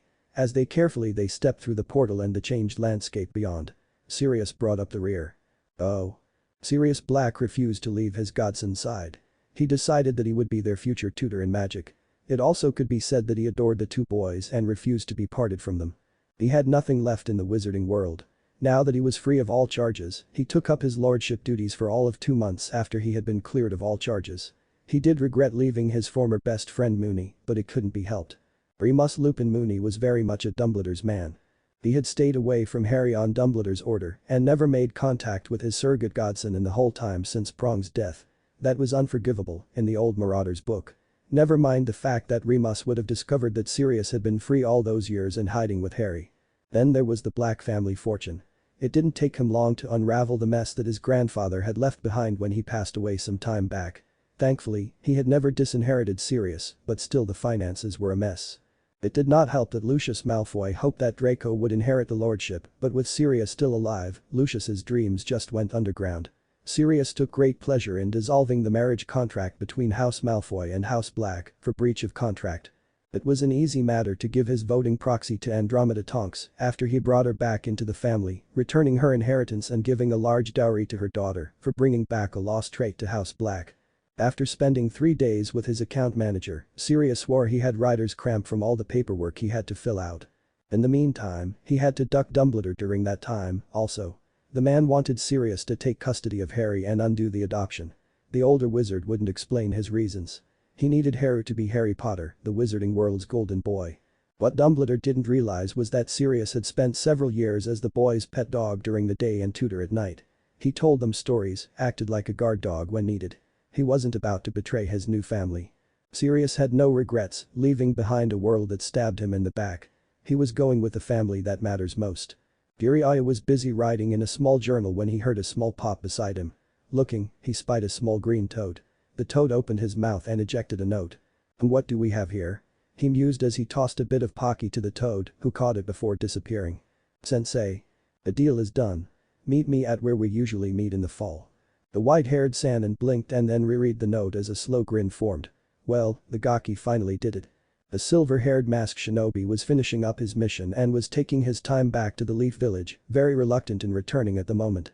Kakashi Haddock was certain that the Hokage was going to try to foster another Genin team on him. He really didn't want one. Genins were just whiny brats that were just playing at being a ninja. He was an elite jonin and not a babysitter. Suddenly, a small blue toad kept pace with him, causing him to stop on a large tree branch. The toad ejected a note with its tongue. Giving the toad a disgusted look, he took the note and fished out a treat. He didn't have much left in the way of food, but a bit of leftover energy bar would have to do. The toad caught the treat before poofing, causing a small white cloud. He quickly read the note. He mused. I guess I can take a quick detour. I'm not expected back at the village anytime soon. After all, I am known for being late, anyway. He quickly changed his direction and headed off. Oh. Even though he wanted to head right away for Leaf, Minato wanted to wait for his former student and Sensito catch up with them. He had 2 inexperienced pre-genin and a civilian with him. Perfect targets for assassination in ambush. Dusan? Haru asked after they stopped on the other side of the portal. Hi. Do you think that crazy house elf will find me here? Minato paused for a moment. I don't think so, Musuko Tally could only come with us because of her bond and the fact she is sleeping in Sirius's backpack. Haru sighed as he remembered how the crazed elf had startled him in the shower, no less, warning him not to return to Hogwarts. Why don't you and Narukon go gather firewood? Hi. They made camp not far from the portal, where he knew that Jiraiya and Kakashi made theirs in times past. To help pass the time, Minato had turned everything into a field training exercise to help keep the boys focused. The boys gathered wood while Minato set up temporary seals around the camp to keep them from being noticed. The next morning, Minato went hunting and scouting the area for threats, leaving Sirius to make breakfast with his magic for the moment.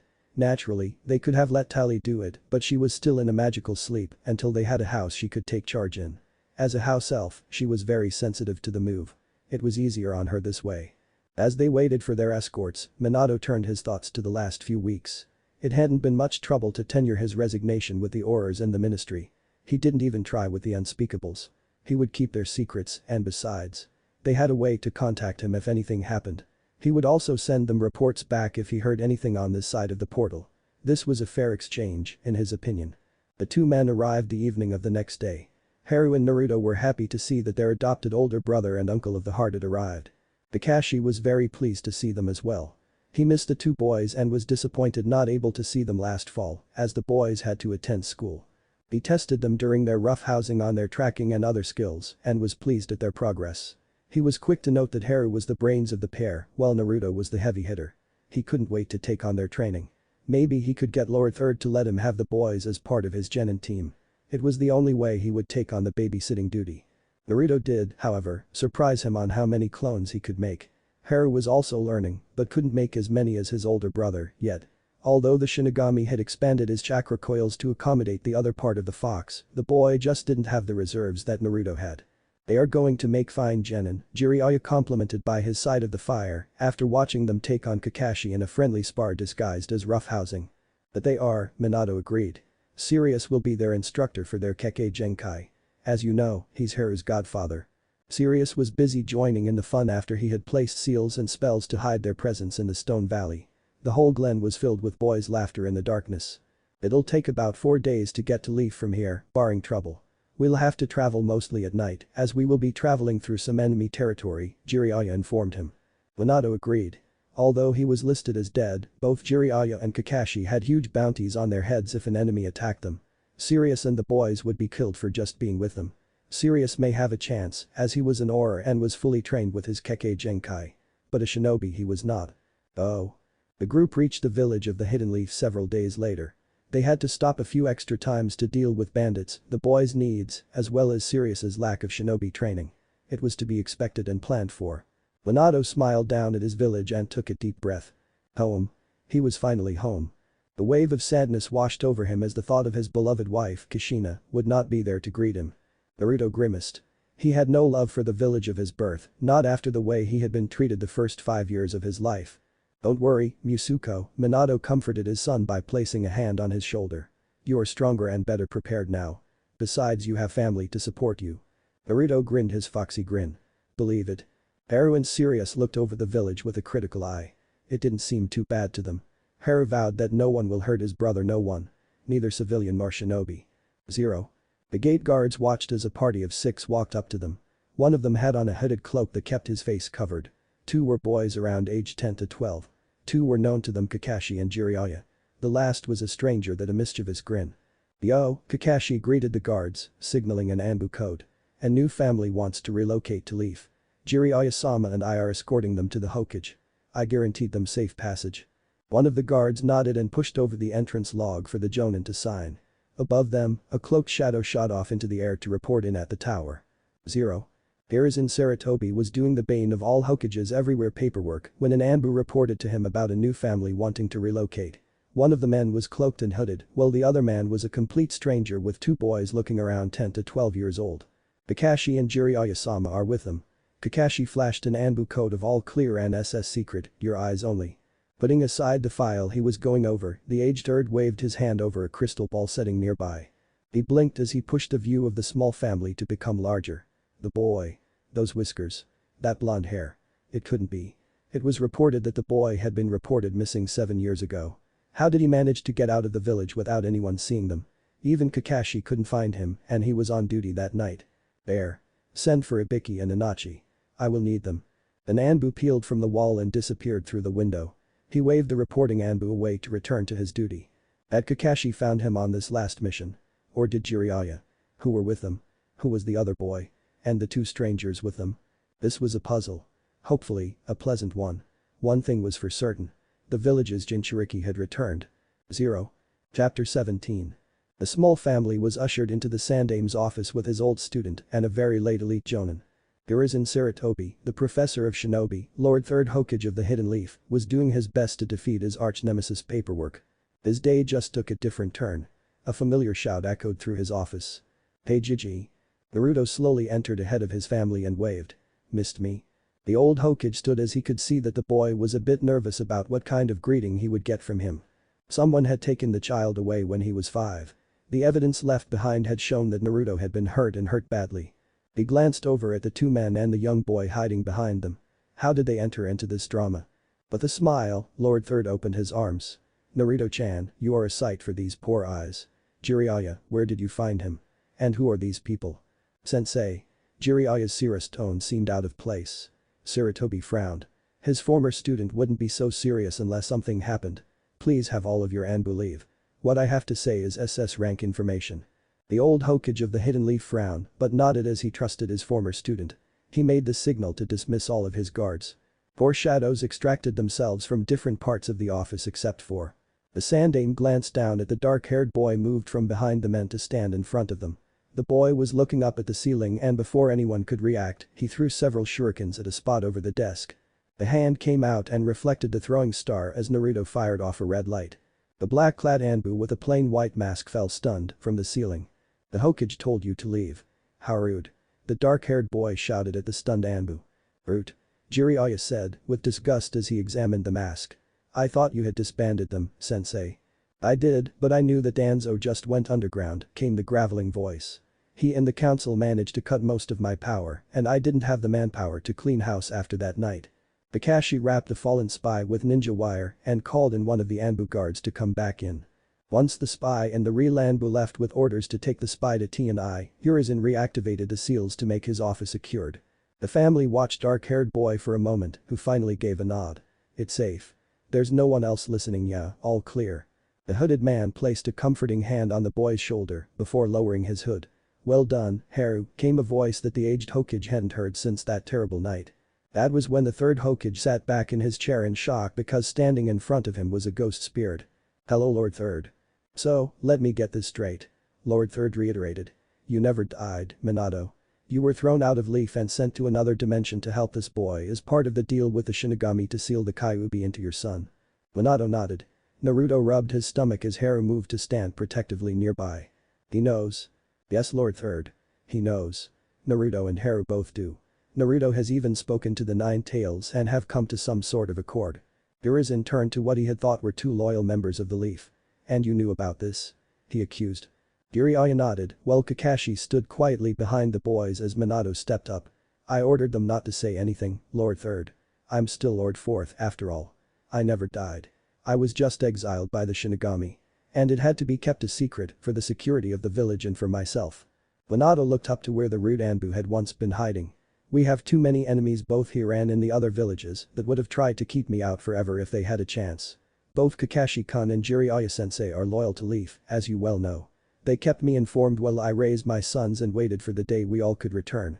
The old Hokage returned to his desk as he took in all of the implications of this news. And who are these two? He pointed to Haru and Sirius. This is Namikaze Haru, my adopted son, Minato said as he placed a hand on Haru's shoulder. His parents were Oras, that world's version of shinobi. They were great friends and mentors, helping me to adjust to my new life. They were killed by a nasty piece of work that was on the same level as Orochimaru team, leaving Haru an orphan at 15 months. And this is Sirius Sama. He's the head of his clan and Haru's godfather. Due to betrayal of someone he trusted, he was sent to prison for the mistaken belief that he killed Haru's parents. In time, I was able to clear his name. He came with us so he will be tutoring Haru in his Kekkei Genkai. Minato refused to tell his old sensei that Naruto also had the same bloodline limit as Haru, but not as strong. What they did behind the Namikaze compound walls was no one's business but the clan's. I see. And it was you that took Naruto when he was 5. Killing those shinobi and civilians. Minato's pleasant smile faded as it took on a cold steely look. I wanted my son close to me. I worried over time how he was doing. When I finally managed to get the toads to come to my summons, I found out how disappointed I was in you for failing to keep your word. I found my son in a pool of his own blood crying and asking why. What had he done for them to attack him? So yes, I killed them and took him out of here on the only night I could slip in and out without detection. Minato's cold eyes dared anyone to challenge his claim on his son. Ducking his head in shame, Lord Third started to explain how he lost control of the council after that horrible night. He had tried to protect Naruto, but his hands were tied, not only by the council, but by his own advisors. He had put the needs of the village over the needs of an innocent child. He could have done more. Minato didn't move or say anything, as he let the old man babble on how he had tried to keep Naruto safe. He had heard most of it by both Kakashi and Jiraiya over the years. He needed to hear it from his old mentor for himself. I'm so sorry, Minato, but I am old. I wanted to retire, but with your death, I couldn't. There was no one to take your place that I could trust. Danzo made certain that no one could take Naruto in, keeping the clans away from him. Every week in my office, he would demand I turn Naruto over to him until Naruto disappeared. Then he would demand that I would pay a reward for his return. I refused. Minato sighed and closed his eyes. I understand, Lord Third, I don't like it, but I do understand. However, Danzo's finished. I have enough on him to execute him on the spot. Suddenly, the door to the outer office burst open, breaking the seals of silence as 3 elderly people walked in, only to freeze, wide-eyed with fear. Kakashi led the family through the streets. Minato had stayed behind to continue meeting with Lord Third. He was leading them to the Namikaze's compound. Thankfully, his sensei had sealed it before he died, or he was certain that the nearest neighbors, Hyuga clan, would have taken it over. Naruto cut his palm and placed it on the large paper seal that crossed the 2 gates. Naruto-kun. Kakashi said when they arrived at a vine-covered gate. The moment the blood hit the seal, it disintegrated. Naruto grinned as he stepped up to the gate. Tusan has been teaching both Haru and me seals since we were little. I'm going to have to set you both down and find out how much you know. Naruto grinned up at his adoptive older brother. Bring it on. We're not kids anymore. Pushing them open, they stood looking over the overgrown garden. It was a modern house with some distinct traditional aspects. Sirius whistled. I knew that Minato said it was a nice place, but he never said it was a huge Japanese manor house. Naruto and Haru laughed. Minato came home to both his sons sitting in a small room next to the master bedroom. Haru was comforting his older brother as they faced a banner that says "Welcome home Naruto" over a baby's crib. Why did Yuji keep this all from me? Didn't he love me? Why? His son whispered, looking up at his father. I could have lived here with Kashi-ni and be safe. Minato clutched his fist tightly. He had asked the same thing at the elderly advisors. Danzo backstepped in his answers under the angry glare of the yondaime. The bandaged war hawk sweated under his bandages as he stammered his answers that Minato demanded. In the end, and with great satisfaction, the 3 counselors were sent to Ibiki to reaffirm their loyalty to the Leaf. He wanted answers and he was going to get them before he had them executed for treason. Izen Kushina's son wasn't a weapon to be used. He had already defeated one old man with delusions of using an innocent child as a weapon. He would be damned to let it happen in his village. He had a council meeting in an hour and had only come home to check on his sons. He had forgotten that Kushina had decorated this small room next to their room for their newborn son. The newly awakened Tally popped in, frightening Kakashi. Tally has seen the kitchen. It needs work to be ready for food. Boys need to eat. Tally needs money. Tally, this is Kakashi and Jiraiya. Both are members of the family. Treat them as such. This is Tally. I will expect you treat her with respect. She has been a godsend. Tally eeped and popped out to the amazement of the 2 shinobi. Do not offer anything that resemble clothes to her. Do not leave your weapons around. She hates them. If you make a mess, do not clean it up. She will be offended and, in her eyes, you will do it wrong. But what is she? I've never seen anything like her, Jiraiya asked, still looking at where the tiny being had been standing. She's a house elf and our friend, Haru answered. She's great and makes the best biscuits. Minato laughed and rubbed his son's hair. Yes, she does and she is right. We need to feed you too, and I have a meeting to get to. An hour later and buoyed up from being with his family, Minato re-entered the council room, ready to take back his life in the Hidden Leaf Village. Chapter 18. There in Sarutobi, the Sandaime Hokage, with the help of Minato, swore the village council to secrecy. Minato secretly as well as magically tagged each one with small seals to ensure and reinforce that vow. Many plans were bandied about for when the announcement of Lord Force returned and, against the council's protest, that Naruto was his son. During this period of secrecy, Minato had to clean house. The old warhorse and elder, Danzo Shimura, was immediately executed for treason after Minato, with the help of Ibiki, and the T&I forced every secret out of him. Danzo was the one that leaked how dangerous Naruto was and fanned that fire every chance he could. He wanted Naruto in his root program and only saw Minato's son as nothing more a means to an end. A weapon to be used as needed. It also came out that he was the real force behind the Uchiha massacre. Of course, it was pointed out that Lord Third wasn't too clean in that debacle. What was done couldn't be undone. In one of the meetings, Minato frowned at the reports on the only Uchiha survivor. His grilling of the council and the two remaining elders was brutal and very telling. If the Uchiha passes his exam and becomes a pre-genin, he is then under my jurisdiction. You will no longer have any say in the matter. Several council members started to protest, only to find themselves taken to T&I for questioning. Minato had long since lost his love for this village, with the way they treated his son and how the council had taken over the running of his once beloved village. He was back to clean house and return the village back to how it was when he held the reins. The village of the Hidden Leaf was a military village and not a civilian one. The sooner they all realized that, the better. After the other two elders were released from T&I, barely escaping execution along with Danzo, they were forcibly retired, along with Hiruzen. Minato had plans of nominating his own elders and advisors. Through all this headache with re-establishing his rule as Lord Fourth, Minato tried to spend time each night with his sons, even it was only for an hour. Kushina had demanded that he come home every night for dinner, before Naruto was born. It was a custom that once chafed, but now, Minato was grateful for. He did not want to lose touch with his boys. Of course, the boys were bored. They were not allowed out into the village yet, for security reasons. For Naruto, it was for obvious reasons. Minato did not want his son to feel the hatred returning. For Haru, he didn't want him to get lost, or worse, kidnapped. But once Danzo was executed and most of the root headquarters and compound were stripped, most of that worry disappeared. Still, one couldn't be too careful. So, the boys spent their days training with Kakashi and Sirius, either in the dojo or in Minato's private outdoor training area. Haru had to learn how to deal with the new influx of chakra that he received when the Shinigami placed the other half of the sealed Kyuubi on him. It was a week later when Kakashi led the way to the Shinbo Academy for their first day of class. The pre-genin exams were only a week away. Minato wanted to escort them, but couldn't. That didn't mean he wasn't watching. Both boys were nervous about attending. Until now, they had been given shinobi training by their father. Would they have fit in with their age group? Hogwarts didn't count. Magic was a lot different from chakra. They treated going to Hogwarts as an undercover mission. They had to keep their use of chakra a secret. Here, it was the opposite. Here, they had to keep magic a secret. The week at the academy was planned as a way for them to be evaluated and tested against those peers, and they hoped to get to know their peers. They had looked over the files of their supposed classmates with their father and Kakashi. Personally, neither boy was impressed with any of them. Even their father wasn't impressed. Minato sighed and explained, since I left, the village council wrested a lot of control from Lord Third. That includes the academy. It'll take a year or two to bring things back up to standard. I'm counting on you two to do your best and not show off your skills until the exams. And do try not to go too crazy with boredom. Yes, sir, the pair agreed. And another thing. During the planning of the boys attending the academy, it had been decided until the announcement happened, the boys would still go under Naruto's mother's last name as at Hogwarts. Iruka-sensei. The teacher was standing in front of the huge blackboard. He was in his late 20s. His brown hair was pulled into a top knot, fanning out like a pineapple top. His most distinguishing feature was the long thin scar across the bridge of his nose. Yes. Shinobi-san. Here are the two new students you were told about, Kakashi informed him as he placed a hand on each of the boys' shoulders.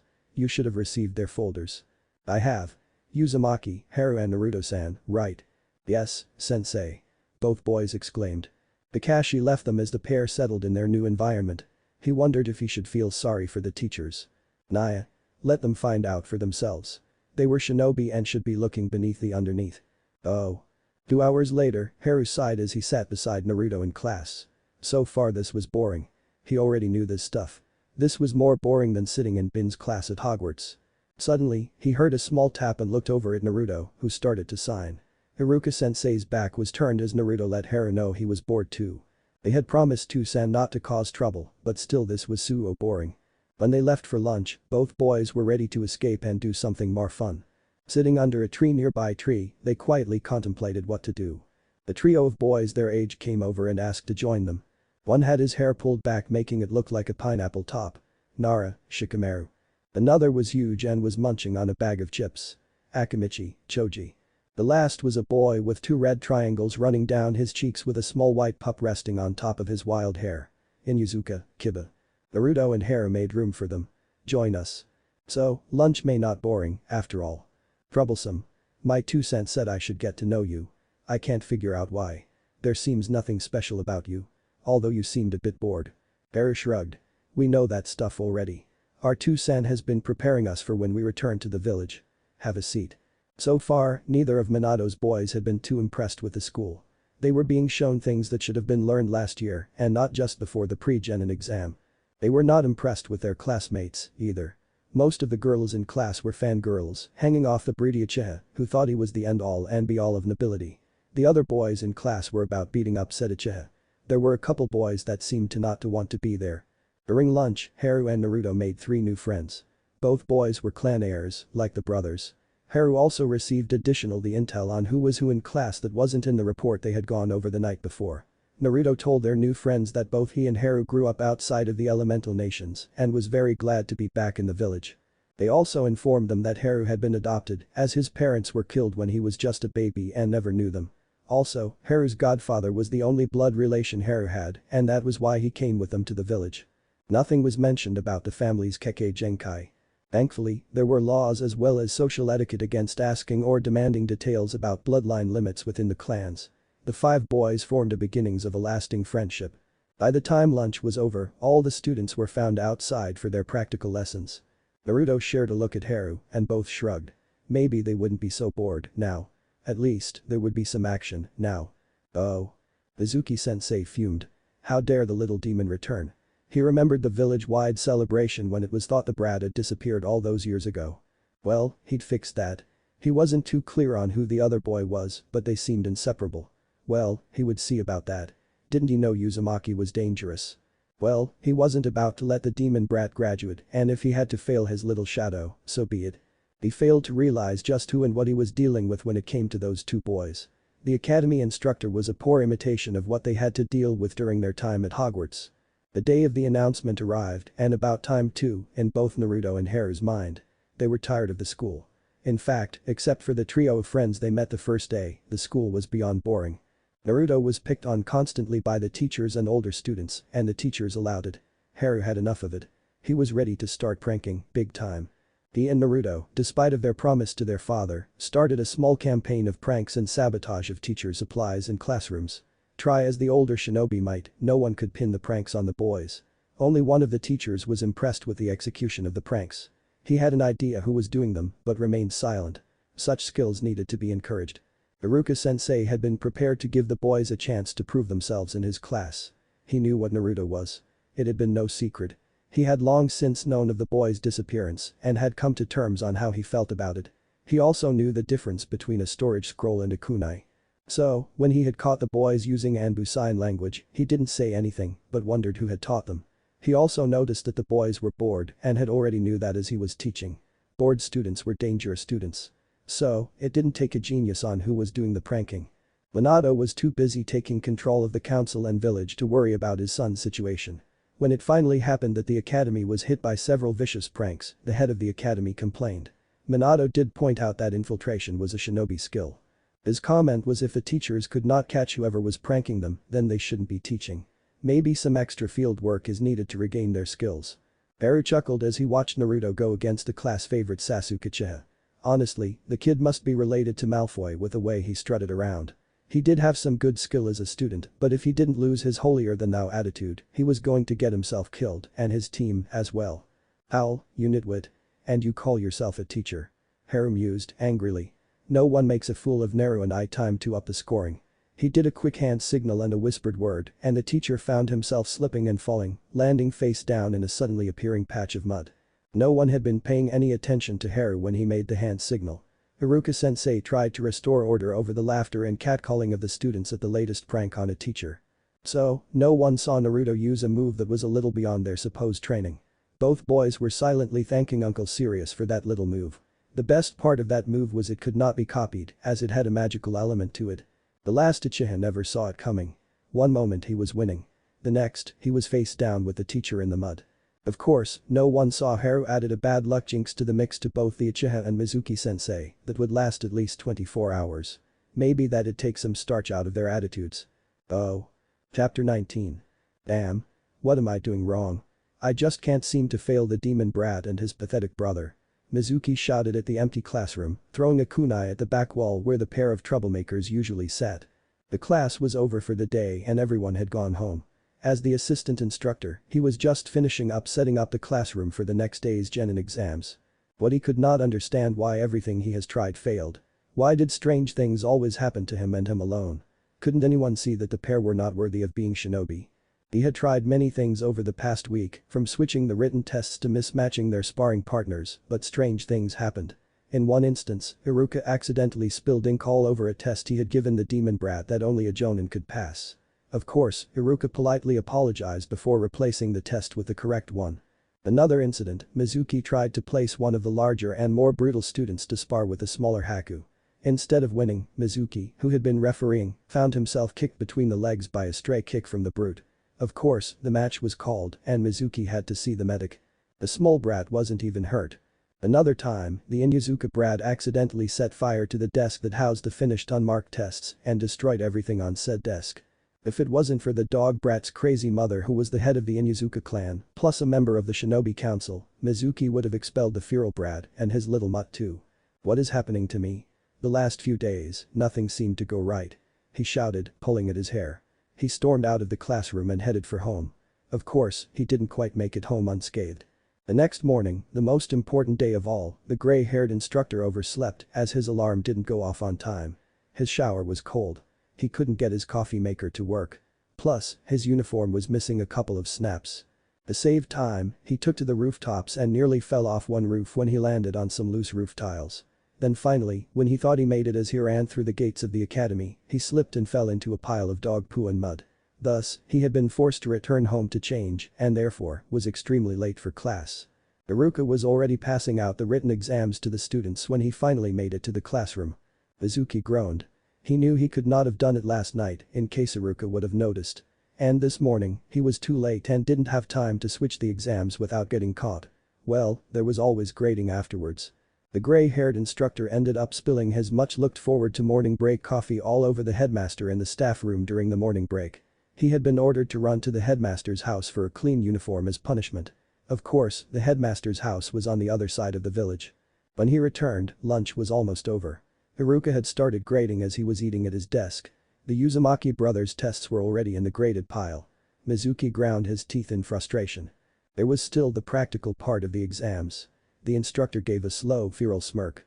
He was a chunin and no pre-genin could defeat him in a spar. Mizuki glared at the dark-haired, green-eyed boy smirking across from him in the sparring circle. He couldn't prove it, but he was convinced this brat caused all of his bad luck. However, this brat was going down and hard. The shout of Hajim broke him out of his dark thoughts. He was a chunin of the hidden leaf. He watched with a sadistic glee as Haku started with a fast-flying roundhouse kick. Suddenly, he was staring up at the blue sky and seeing the sun peeking through the limbs of trees. What the hell? The side of his face throbbed. Haru's bemused face came into view. Haru smirked to himself. That'll teach the bastard right for trying to fail both him and his brother. The young wizard hadn't had a chance to go all out in class before. 1. He wasn't allowed by their 2 cents decree.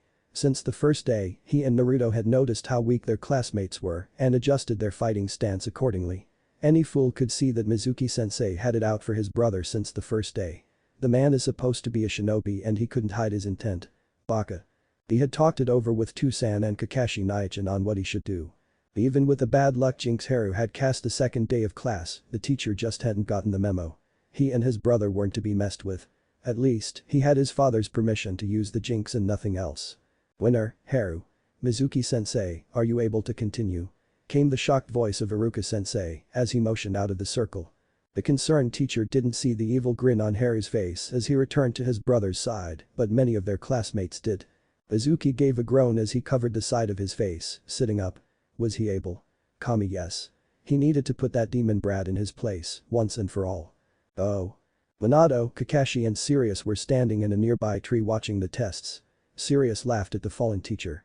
In the surrounding trees were Minato's Anbu guards, who were also watching the matches with amused interest. The guards knew that the boys were the fourth son and were sworn to secrecy. This was a rare treat to see what the fourth had taught them. So far, the boys hadn't disappointed. There was a rumor that the black-hair boy had a strange Kekkei Genkai which they hoped to see in action. Seems Haru's Jinx is still working, Sirius chuckled, leaned back against the tree's trunk. He made sure that the sticking charms would keep him from falling. Kakashi leaning on another branch with an orange book in his hands. I can't believe you allowed him to place it on a Chunin instructor. Even one as incompetent as Mizuki. Minato sighed, taking the hand that was covering his eyes away. True, but reports are that Mizuki Chunin failed his entrance exam to become a fully qualified teacher. He has a chance to improve and with experience, he could become a full teacher. However, if he cannot handle eager and mischievous pre-genin, then he really shouldn't be teaching.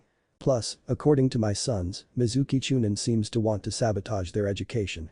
That was why I allowed Haku's Jinx. There was an explosion on the sparring field and a cry of pain, causing the watchers to wince.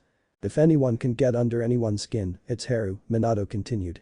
If not for the fact Haru was adopted, he would say his son inherited Kushina's personality. He is very much his birth parent's son. Haru is good at bringing out the worst or the best in people. But he is, Sirius agreed, wiping a fake tear from his eye. I'm so proud of him.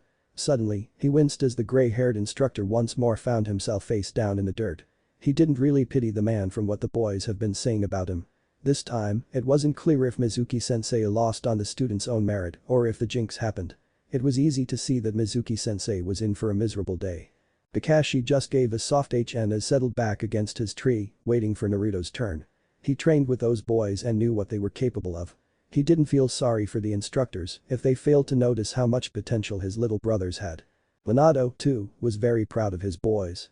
Haru, if he wanted, would have a brilliant career in T and I. Naruto was so much like his mother that he would also have a brilliant career in infiltration.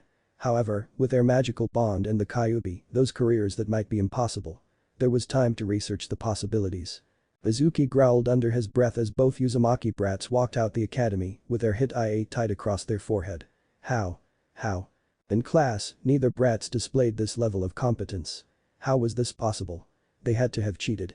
It was mid-afternoon as the gray-haired Chunin made his way to the Hokage Tower.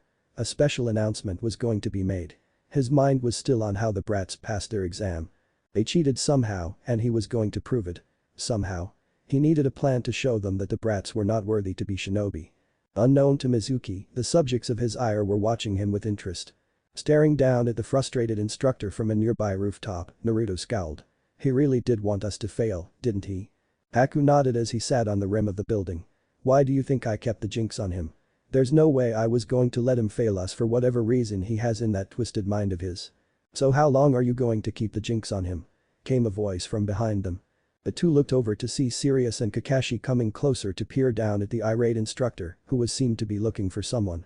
Haku shrugged. Not sure. If I don't reapply it, it should fade in about 2 more days. I would let it fade, Kakashi commented, closing his orange-covered book. Your father's announcement is today, and after that, it won't matter. Speaking of the announcement, you both need to head over soon. Your father will be looking for you, Sirius said, peering over the rim. Right. The boys agreed as they stood. As the two boys were ready to enter the Hokage Tower, they heard their names being called. A mud-splattered Mizuki-sensei ran up to them. The pair fought down the urge to laugh at the jinxed instructor as he approached. I've been looking everywhere for you too. Yes? Mizuki-sensei?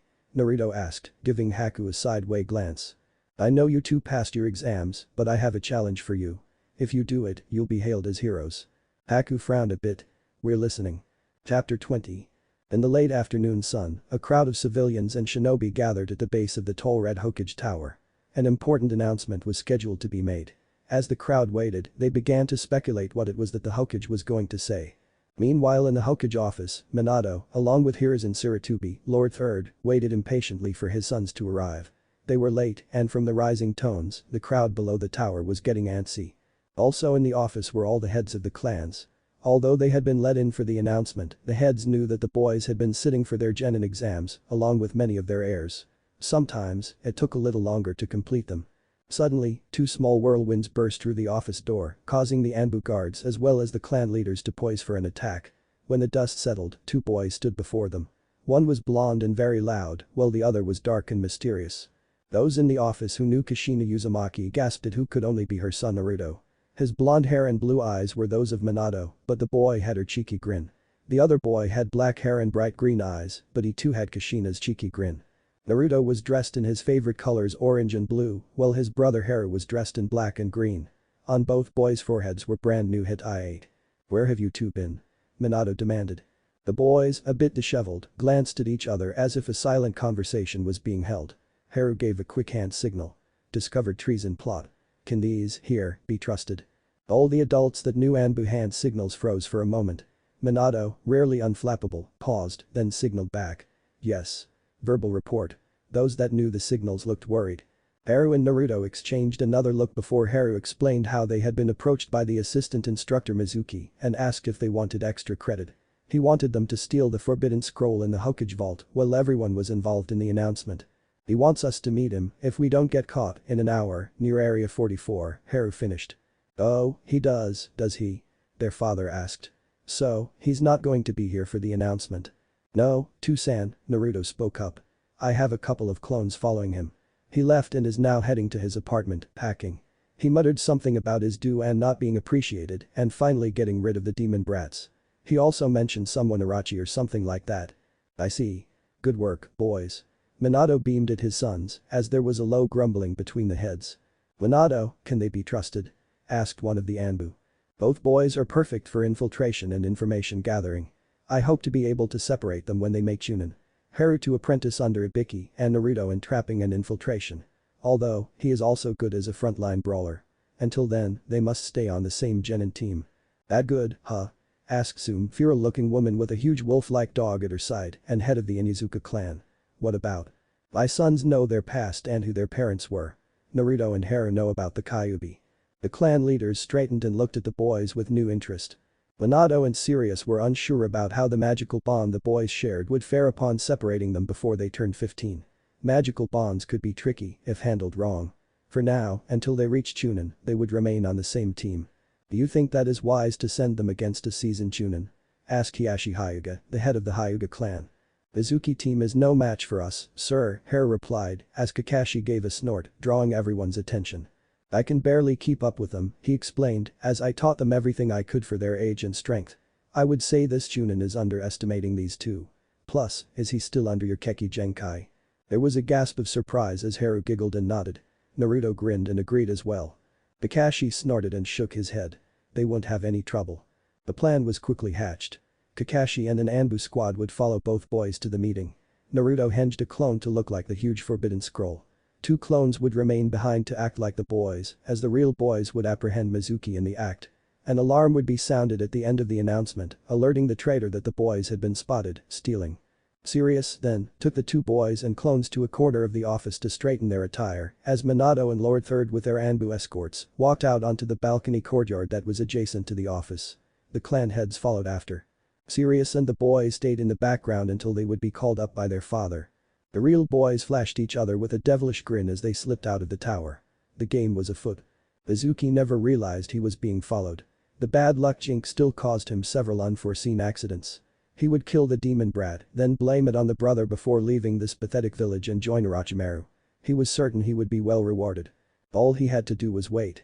Lord Third turned to Minato and stepped back as the newly reinstated Lord Fourth stepped forward, glaring down at the crowd below. The Hokage hat perched on his blonde locks. "I am back. Although, I should just turn around leave again after finding out how you, the village of the Hidden Leaf, treated my son all those years ago. I sacrificed my life and the well-being of my newborn son so that you may live in peace, and how you repaid me." He glared down at the gathered villagers, shinobi alike, sending down a strong wave of killing intent. I wanted my son to be seen as a hero. He held at bay the strong Kyuubi as did his mother, my wife, Kushin Uzumaki before him, and the first's wife Mito Uzumaki before her. Instead, you branded him a pariah and tried to kill him, thinking it would please me. Minato motioned for his sons to join him. From this day forward, Naruto Uzumaki Namikaze is not to be harmed. His job is very important, more so than mine to hold the Kyuubi from destroying this village. Harm him and you may set the Kyuubi free once more. And if that happens, I won't save you a second time. I've already lost my wife to this ungrateful village. I won't lose my son. The nervous crowd below muttered to themselves. Minato glared and flared his killing intent before turning and returning to his office. Is that wise to say, Minato? Hiruzen asked once they were gathered around his desk. Our enemies. Minato snapped up a hand to stop the old Hokage. Are the least of our worries, Minato informed him as he glanced at the heads. Something is coming. The Shinigami told me that our squabbles among the other villages and nations are nothing to what is coming. Naruto and Haru are being prepared for it as we speak. We need to be prepared as well. If two genin can round circles around our elite, then standards have really slipped. Are you certain of this? Asked Shikaku Nara, the joint commander. Suddenly, an alarm sounded and all thoughts turned to another matter. Minato smirked. The game was afoot. Man, I can't wait to see the team's face when Kakashi Nai-chan arrests him, Naruto grinned evilly as he and his brother jumped and ran across the rooftop with half the Anbu force behind them. They grinned evilly as they continued to weave and dodge the force behind them, using all their tricks to get away. Haru nodded. Pathetic, don't you think, Naru? He glanced back at the masked adults and a few jonin. That jonin in green running with Kakashi Nai-chan is keeping up, though. According to Nai-chan, that's Guy, his eternal rival. Let's go. They're gaining. 0-0. In the end, it was as Haru said, pathetic. The jinxed former assistant instructor was no match of a pair of ingenious brats who had more tricks up their sleeves than most jonin. Mizuki never saw the attack coming, and he should've. First, he was peppered with multicolored smoke bombs, which were not only colorful and sparkly, but they stank to high heaven. Then he was roped, tied, and swung up into the air before he could use one of his Fuma shuriken on his attackers. As he dangled upside down, small smoking balls began to, once more, rain on him. Kakashi and a couple of Anbu jumped down from the trees, stopping the bombardment. Air landed near the very colorful, as well as hog-tied, smelly Mizuki with an evil grin. The Weasley twins weren't the only ones who could pull pranks. He was very glad they showed him and Naru some of their pranks. So, Mizuki team? Haru asked, examining his handiwork. Tell me why you wanted to frame us for treason. You do know all that paint and color removal will come with a price. Naruto grinned as he landed next to his brother while holding his nose. Those dung bombs sure work. Mizuki groaned as he started to pound the back of his head against the ground, cursing loudly. How did these two brats get the better of him? Anbu and those there silently mused that they were glad they were not on the pair's bad side if this was what they could do. Such a youthful display. Cried Guy, standing next to Kakashi, who was leaning against a tree, reading an orange book. Minato was sitting behind his desk, going over the report that the pair of newly christened genin made. The prisoner had been sent to T&I, and from Ibiki's report, he wanted the pair now. According to his report, all he had to do was mention the pair, and the former academy instructor started to cry or swear. Iruka-sensei was standing in front of the desk, awaiting the reason he was summoned. So, the teams are set? Minato asked looking up. I did as you requested, Lord Fourth. Haru and Naruto Namikaze are on the same team with Sasuke Uchiha. Permission to speak freely. You may, Minato nodded, laying down the report and folding his hands over it. Why do you want to keep your sons on the same team? Would it not be wiser to separate them? And how strong are they? I noticed they were holding back in class, but was told to not say anything. Minato gently laid the report down and folded his hands over it and smirked. Sensei, it is like this. The two boys were sitting on the huge stone carving of their father, looking down at the village below as the sun was setting. They knew they should be home celebrating their new rank. Naruto had mixed feelings about having been outed by their father, while Haru was laying on his side, playing with a weed stem. Mizuki was in the hands of T&I, who were very impressed with the pranking results they had pulled on the unfortunate Chunin. Kakashi and Sirius were probably back at the house, waiting for them to return. Both men knew that the boys could and would take care of themselves. Who do you think will be our third team member? Naruto asked. I hope it isn't the team. I think it will be, Haru replied with a thoughtful frown. When Naruto started to protest, the dark-haired teen stopped him. The team doesn't play well with others. He isn't a team player.